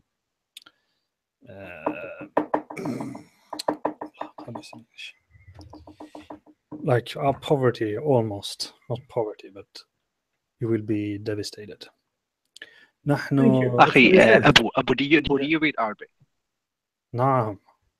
No, he just made that up. Come on, Marshall. No, I'm asking him. Do you read Arabic? Okay, now. Okay. Let's speak a little bit of Arabic so you and I can understand exactly what it says, okay? أيوة. Okay. أنا بقول لك بأن هذه الآية تقول ألا تشركوا إنه حرام عليكم أن with God. This is what's forbidden. And be good to your parents. It doesn't say نعم. it's haram. أيوة. No, it doesn't say. It doesn't say it's haram to be good to your parents. It No, says no, no. what? Of course, no. It doesn't say. It says وَبِالْوَالِدَيْنِ إِحْسَانًا. Exactly. Thank you so much. And to have ihsan to your parents. So it doesn't Thank you. mean it's Explain that to haram to him, make. please. من فضلك اشرح هذه له. Explain that to him. Okay, so the word, when you say to make haram on you, that means that what comes after وَلَا أَلَّا تُشْرِكُوا بِهِ شَيْئًا, to not make shirk on him anything. And the sentence what comes after وَبِالْوَالِدَيْنِ إِحْسَانًا, that's like another sentence. And to be good to your parents. So why doesn't he understand it? Who doesn't understand it? Marshall. No, Well, that's Harrison. No, Marshall, he understands it, but he don't. No, express because it you in said English. something very different to what Marshall said. Because you said it is forbidden, and then you have the three things that are following. And the first thing is, do not commit shirk on him. And Marshall is saying, commit shirk on him. It is forbidden to commit shirk. And you are saying, do not commit shirk, which is a double negative. It is Marshall forbidden. doesn't do that. It's haram. It's haram to commit shirk, to bring. No, it partners is with haram God. to not commit shirk. It doesn't say it's haram to. It doesn't say it's haram to be good to your parents. It doesn't say that. Yes, we understand. Okay. Okay, so but but he does not Marshall understand. doesn't. Please explain that. Marshall understand, but he doesn't express it in English. When he spoke in Arabic, he said it correctly. This is the point. He Thanks reads it in Arabic. thanks This for is being why, honest. for 1,000 years, people have read the sentence and they have read it wrong because they never looked at the contents. They always read it the way that Marshall is reading it. They take the not and ignore it. They take the forbidden to treat your parents well and ignore it. They forbidden to not kill your children and again ignore the not. And this is the problem. As soon as you give them the real contents of the Quran, which gives you the contradiction, they switch off. Okay, I think we've been doing this for 45 minutes. No. If you just read it kind No of matter what a you very said to him, literal he will not way, accept it. then yes, it becomes very. I can understand that, and to say immediately وَبِالْوَالِدَيْنِ إِحْسَانًا, for people who speak kind of Germanic languages or Indo-European languages, to just switch like that may sound a bit weird, but Thank you so like, much. We need. Thank you. Thank you Thank very you, much. Abu. Thank you. Thank you, He's Abu. contradicting you. Thank you very much. No, Abu, Thank you. be Thank you. fair. Be No. fair. Hold on, no. I'm Okay, gonna let's move celebrate on, now. guys. It's Let's not move on from this. ambiguous in any way. And Marshall, you don't realize Thank that Abu you. is actually giving you the Thank you so Arabic and you much. don't. Thank you. What we need says wa. The mean it's a different phrase. Why is another and? Why sentence. is and? Nothing more. And Yeah, we know. I know that. But No. it's in the context. Like, I mean, you can say if you would translate every single, like when, like you should take this with a pinch of salt. We don't mean literally that you should go and get some salt, and you see what I'm saying. But it's also Exactly. like It's a contradiction. This is the whole point, Abu. This is what I'm trying to say. On the one hand, it says be good to your parents, and here it says it's forbidden to be good to your parents. And this is a contradiction. It said that's easy. You can't argue with this. Sharif in the said in the chat, and he's a native Arabic speaker, that there is no double barrel in the Arabic language. I think Marshall has corrected you, who's an Arabic speaker, and even Abu has corrected you. I don't see how furthermore we can proceed with this. Rob, I would request kindly. No, we need to stop this because you will not accept this. You come here and you say you want to learn. Then when I show you something that you can learn, you say, no, I don't want to learn. Can I interject here? Can I interject? Yes. Yes. So can we move on to a different topic? This is getting redundant. Exactly. I really want to shoot myself right now because agreed. Can we move on? Yeah, okay, let's move on. I think if we're going to ever do contradictions, we need an easy No, one, even easier for people Rob, to understand. I think he's dishonest. Even if I explain that to him, he will not accept it. Trust Okay, me. you think So just agree to disagree. How about that? Okay, he thinks you're dishonest. We're going to move on. It's a note to self. I'm going to be careful of having contradictions brought up here because we take 45 minutes, and it might be. But the problem is it's boring for everybody else here for 45 minutes, and it may well be a contradiction, may not. I'm undecided as I walk away here. I just actually don't know, mostly because it's been 45 minutes, and I don't know that. I've taken a lot. I would be very cautious because I don't know it as well as Stops. I'd be very cautious of taking this to Speaker's Corner myself personally, because it's just too easy for somebody to say something that I can't answer. Now Stops might be much more firm on this. I would not take this contradiction. I'd have to do a lot more with this if this was, because I can see how they can swing the what is it, the wording. I mean, and I'm not even clear from Abu. I'm listening closely, but I'm still not clear after Abu has read it whether he agrees with Stops or whether he agrees with Marshall. I don't know. I came a bit late, so I don't know. I just say what it says, and I said it's hard to, if you can't look it in a like. Abu, it's very easy. Does it say not or does it say not? It says not ascribe partners. We have some backbone. Don't be bullied. And if it's not shirk, it's a double negative. It's that easy. How can anybody say it's ambiguous? Stop, let it go. We let it go. Yeah, but I can't understand how people are still saying in the chat that I got exposed or something when the Quran very clearly says it. Okay. Everybody agrees with it, except for Saracen and Marshall. Stop again. Once again. Take it next once again, Abu. Me and Abu can fully understand that verse. So he's not saying he's actually disagreeing with you. I don't understand what's the problem. I mean, this is. I go and look at this later, and then I. Okay, so you are undecided as well, Abu. No, you're like the independent observer here. So I don't understand what's. I don't know. I came late. I don't know what stop okay, is. We're going to leave it. Let's look at this again next time. Just read it one last time. Just read it one last time in English. Let's stop here because we're not going to get any further here. I think the verse. I think this is bad that we are leaving it now, where the impression is given that I am wrong in some way because Abu has not read the full sentence. I don't know what Stop's claim is. No, I'm just reading the Quran.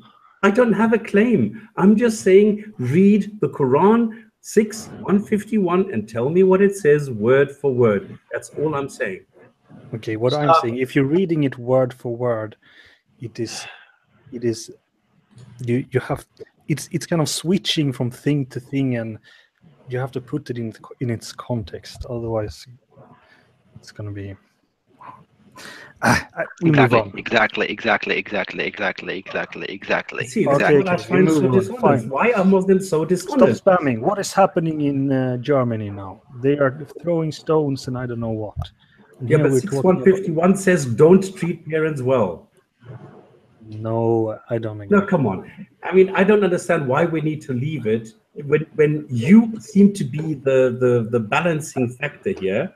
And you are not giving us a translation, and people are saying, Jay is saying, let's leave it and go somewhere else, and I am wrong, I have been exposed. The Muslims are lying like crazy just because they don't understand Arabic in the Quran. And I don't understand why they can't accept it. Saracen says he comes here to learn and blah, blah, blah, and he doesn't. And this is all because I am reading the Quran. I don't understand why we need to leave it here and now, when all you need to do is just read it. That's it. Okay, but Stops, I'm reading it as well, and it's confusing. That's the point. It's not a straightforward. How is it confusing? This is what is prohibited. Number 1, don't assign partners. Number 2, be good to your parents. And number 3, don't kill children. And that is prohibited. So if it is prohibited to not assign a partner, it means you must assign a partner. If it is prohibited to treat your parents well, you cannot treat your parents well. If it is prohibited to not kill your children out of poverty, you must kill your children out of poverty. That is the way that it works if you put a negative in front of a negative. Easy. So Stops, what is not clear is that the prohibited refers to all three as opposed to just the first one. That's what I'm saying. It is prohibited. Is that a sentence? What is prohibited? This is the first one. It says, it is very clear. It says, this, what follows, is what is prohibited to you by your God. This is what it says in Arabic. That's not what Abu is saying either. That's what Abu said. When I'm looking at the English version, I can see how somebody could read it differently. I'm not saying you're necessarily wrong. People read it differently. But you are insisting that it's absolutely true. It's like a knockdown argument you feel you have here, which is fine. I'm just not seeing that from the English point of view either. Because if this really is a knockdown argument that every single Muslim on planet Earth is wrong or has misread this, which is, it's not impossible that's the case. But I can see that it's somewhat ambiguous even from an English reading. Now, I could be wrong as well, but it seems like it's possible that the prohibited could only refer to the first one, and the next two are read without the prohibited because you've got a semicolon. Okay, then do it. Then do it only with the first one. Fine, I'm fine with that. Do it only with the first one. Yeah, but the first one has nothing to do with the parents. No, then it is prohibited that you do not ascribe partners. Then do it with the first one. I don't care. No. It's still a contradiction. No. It's not a contradiction. It's a misunderstanding. You're misunderstanding the verse. When it says wa, when it says en, it's switching. It doesn't talk about it doesn't talk about a pattern. First one. Take the first one. Okay, we all want to move on. It doesn't talk about the patterns. I don't want the parents. Ascribe the partner. What does it say? Do not ascribe partners with him. Do not ascribe shirk. Yeah, that's right. Him. Associate partners with him. Don't. It says not commit shirk. Do not associate gods or partners with Allah. Exactly. That's what it says. Do not associate partners with him. That's what it says in the Quran. Right. Stops. Okay, are we all agreed that it says do not ascribe partners with him? Are we all agreed on that? Stops. Yes, we agreed that it says join not anything with him. That part we all agree on. Okay, now put the prohibited in front. Okay, now hang on a second here. I want to move on. Everybody does, but now I have to look at this the way you are. I'm looking at it this differently to you in the following sense. This part here is the title. And this and it says to you, this is what's it's saying to you. You're not presenting. Hey? You're not presenting. Oh, okay. I think everybody's bored here. We want to move on, and I know you're trying to hold on to this so that it appears like... No, it's very simple, and we can finish this because I hate it that now people are saying, I got exposed, I am wrong, when it's very clear I'm not. Okay, stops. What is it that you need from everybody in the panel to move on? Tell us what you need so we can move on. Two things. One, does it say join not anything with him? Yes, it does. Number one. Does it say this is what is prohibited? Number two. Yes, it does. Yeah. Finish. So it is prohibited to not join anything with him. What does that mean?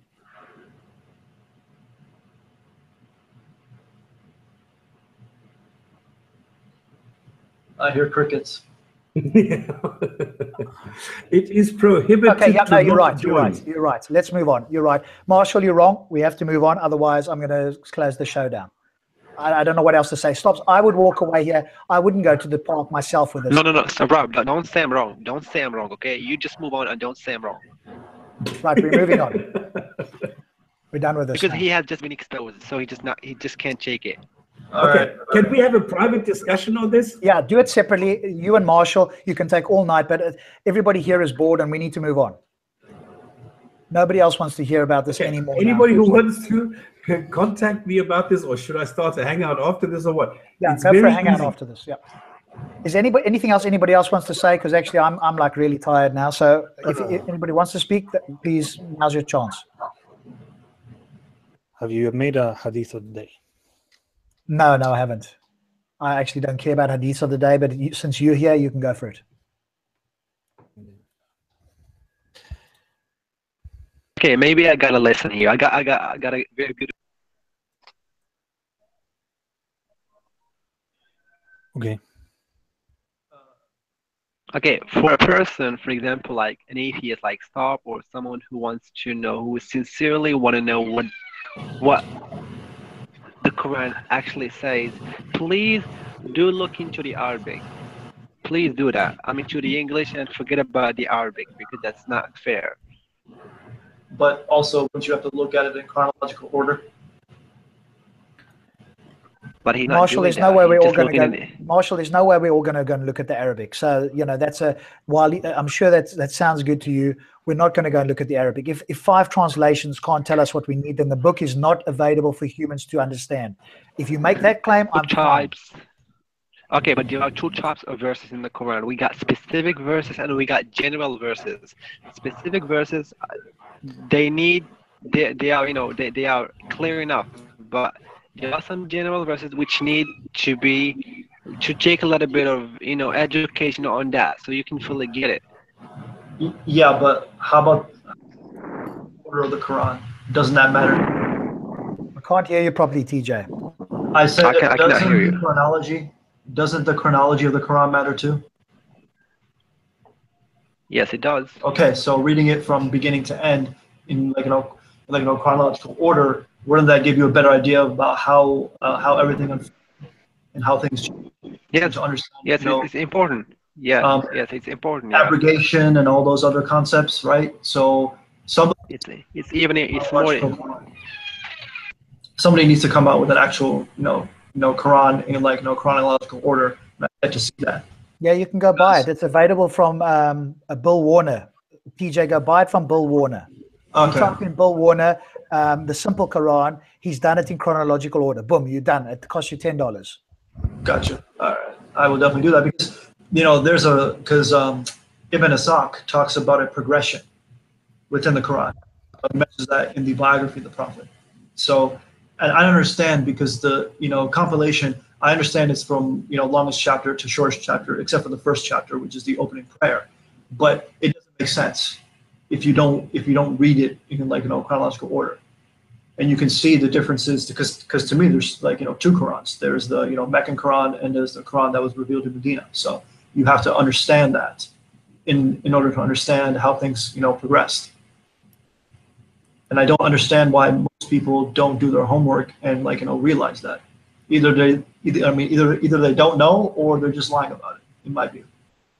So I think that's another important thing that maybe that could be a topic of another show, but chronology is important to me at least, because there's only a particular phase where fighting occurred, and levying jizya and stuff like that, et cetera, et cetera. So I think that's important, and I think that needs to be. Yeah, well, it's not going to happen from the Muslims, so you'd have to go and read Bill Warner's version. Okay, but now I have a very important hadith of the day here. Very important. Pay attention now. Go for it. Narrated by Abu Huraira. Allah's apostle said, "Treat women nicely, for woman is created from a rib, and the most curved portion of the rib is its upper portion. So if you should try to straighten it, it will break. But if you leave it as it is, it will remain crooked. So treat women nicely." Yay! How does that follow? Because the rib is crooked. You heard it. Yeah, it's. Well, you should have pulled up. I think you should have pulled up that there's a hadith in Sahih Bukhari that says that marriage is basically access of a man to their privates. I think that would have been nice. And that all women go to hell anyway. So what the hell? Those women, man, they're always scheming. They're always cheating on you, backstabbing, lying to you. So. Yes. Okay. Next week, Ike will come on and give us a presentation on pre-Islam. Yeah, I hope next week I manage the full translation. I mean, wouldn't you guys agree that pre-Islamic Arabia was more pluralistic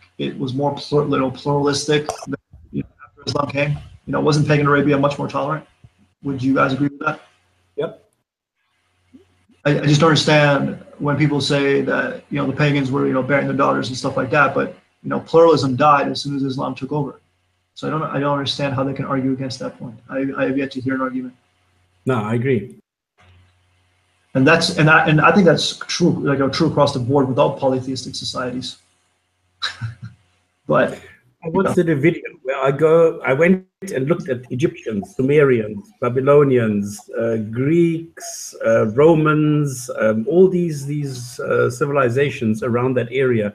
And I went and summarized the rights that women had in that time and in the region. And then I compared it to the post-Islamic rights that women had. Well, I mean, they were like, female gods. Sorry, female goddesses, right? I mean, Allah can't be feminine. Christ can't be feminine. Yahweh can't be feminine. So if you can see the divine as feminine, I mean, I think that makes you pro-woman, automatically. In my view, at least.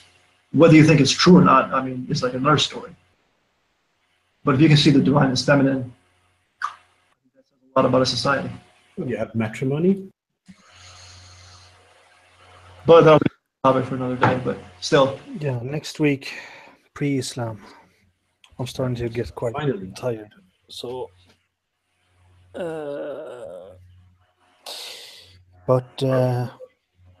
Rob, will you finish us off? Will you wrap this up, Rob? Oh, he's not listening. Maybe he's on the phone. I think he went somewhere. He's not. Should I have a separate discussion now on 6.151, or am I just going to have a monologue there, or is anybody willing to join there if I start this now, or what? I'm not going to join it now, but you can have it with Marshall, where we can. I think it's Actually, very tired.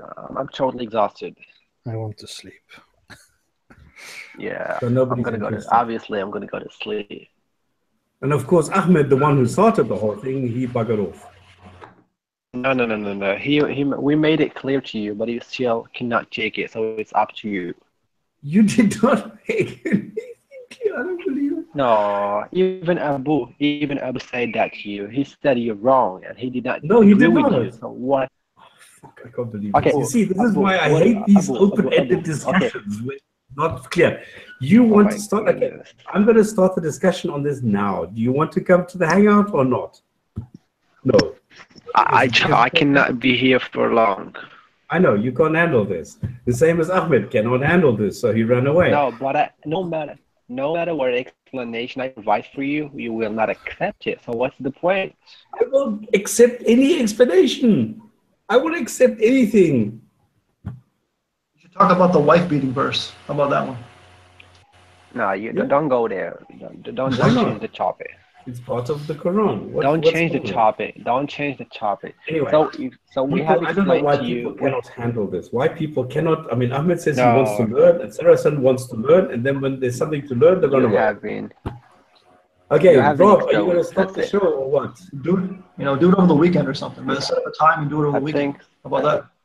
I think stop has been exposed. That's it. People know that. You what? You have been exposed, obviously. I've been exposed. Yeah, on that verse, because you were so ignorant about the meaning of that verse in the Arabic, and then I have explained it to you in my language, and then you were like, "Oh, no, come on, man." That's unbelievable. I think it'd be more valuable to talk about verses like 9:5 and 9:29. Verses like that. So, He does not understand the Arabic, so he's trying to impose his understanding on us, which will not happen. well, would you apply the same standard to like the Vedas, and you have to learn Sanskrit, the Hebrew Bible, that you have to learn Hebrew, et cetera, et cetera? Would you do you apply the same standard to those books as well?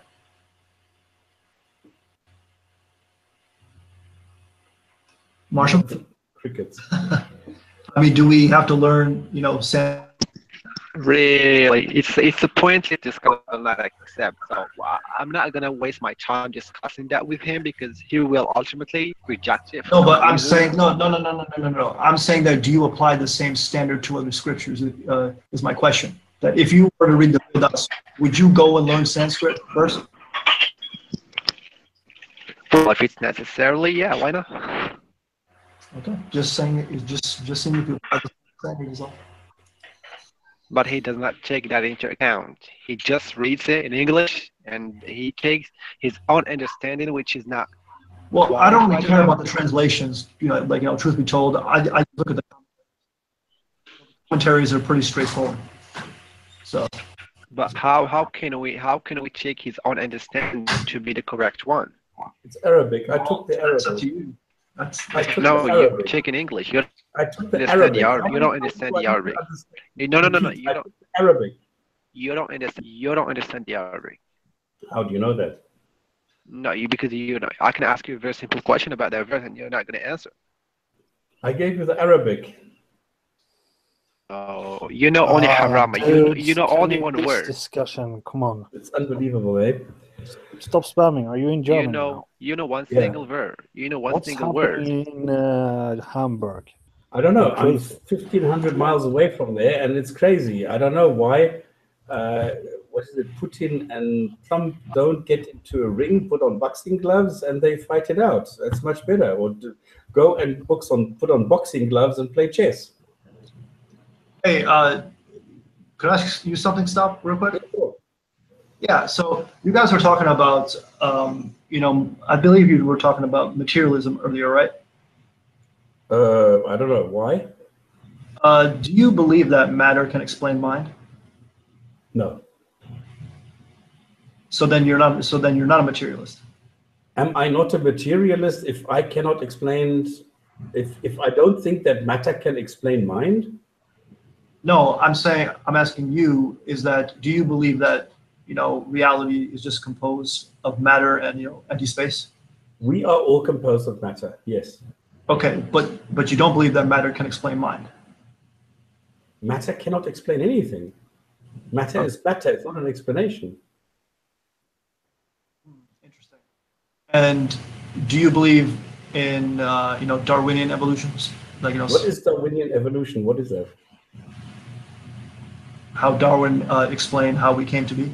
No, that is that's like asking me, do you believe that the Daimlerism car? What is? There is no correlation between Daimler and the car, just as there is no correlation between Darwin and the theory of evolution today. Those are two totally different things. So the way that Darwin set the ground rules 150 years ago is totally different than what the theory of evolution says today. Interesting, because I'm not sure if you know who Henry Bergson is, but I agree with his No, analysis. I don't know who Henry Bergson is, and I don't care what any one person says if I don't know what it is they say, why they say it, and what it is based on. And do you also reject the will to power? What is will to power? It's basically an internal thing that, that's responsible for our drives to dominate, basically. Okay, I cannot reject it because I don't know that it exists. Interesting. Anything else, guys? No, now it's finished. Now we want to And sleep. one last thing, what's the topic for next week? Let's try it again. Hopefully, Does anybody have anything in mind? pre-Islamic Arabia. Good luck finding Time. records on that. Good luck finding records on that there. Well, this is the whole point. And I spent days and weeks and months researching this, and he put everything together in a paper, and he gave me the job of translating it. And I've been a duas. How do you translate a duas into polite language? An Idiot, asshole. probably. Yeah. An incompetent fool who has not been able to translate a couple of pages of text into English. Hopefully, well, we'll do as best we can. Hopefully, it's done by next week, or we can use as much as you've done.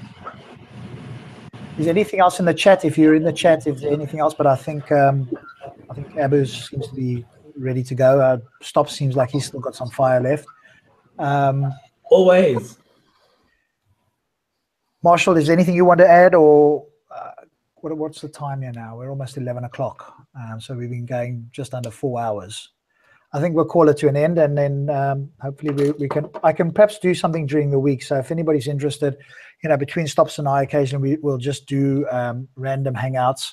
So if you want to grab me in the week or grab stops, then let us know. We can do one here or on Speakers Corner UK or something like that. So that's I'd another. like to say one last thing if I could. Sure. Yeah. Oh, just for Jesus. Make America great again. Yeah. Cool. All right, I want to thank all the American panelists. hairstyles great again. Make the Gin and Tonic show great again. Thank all the panelists. I want to thank all the viewers, and we will see you officially next Friday. But keep an eye out if you subscribe to the channel. We might do something in the week where we just do a off-the-cuff hangout. You never know. Thanks so much, guys. Take care. Bye. Cheers. Jerry. Salama.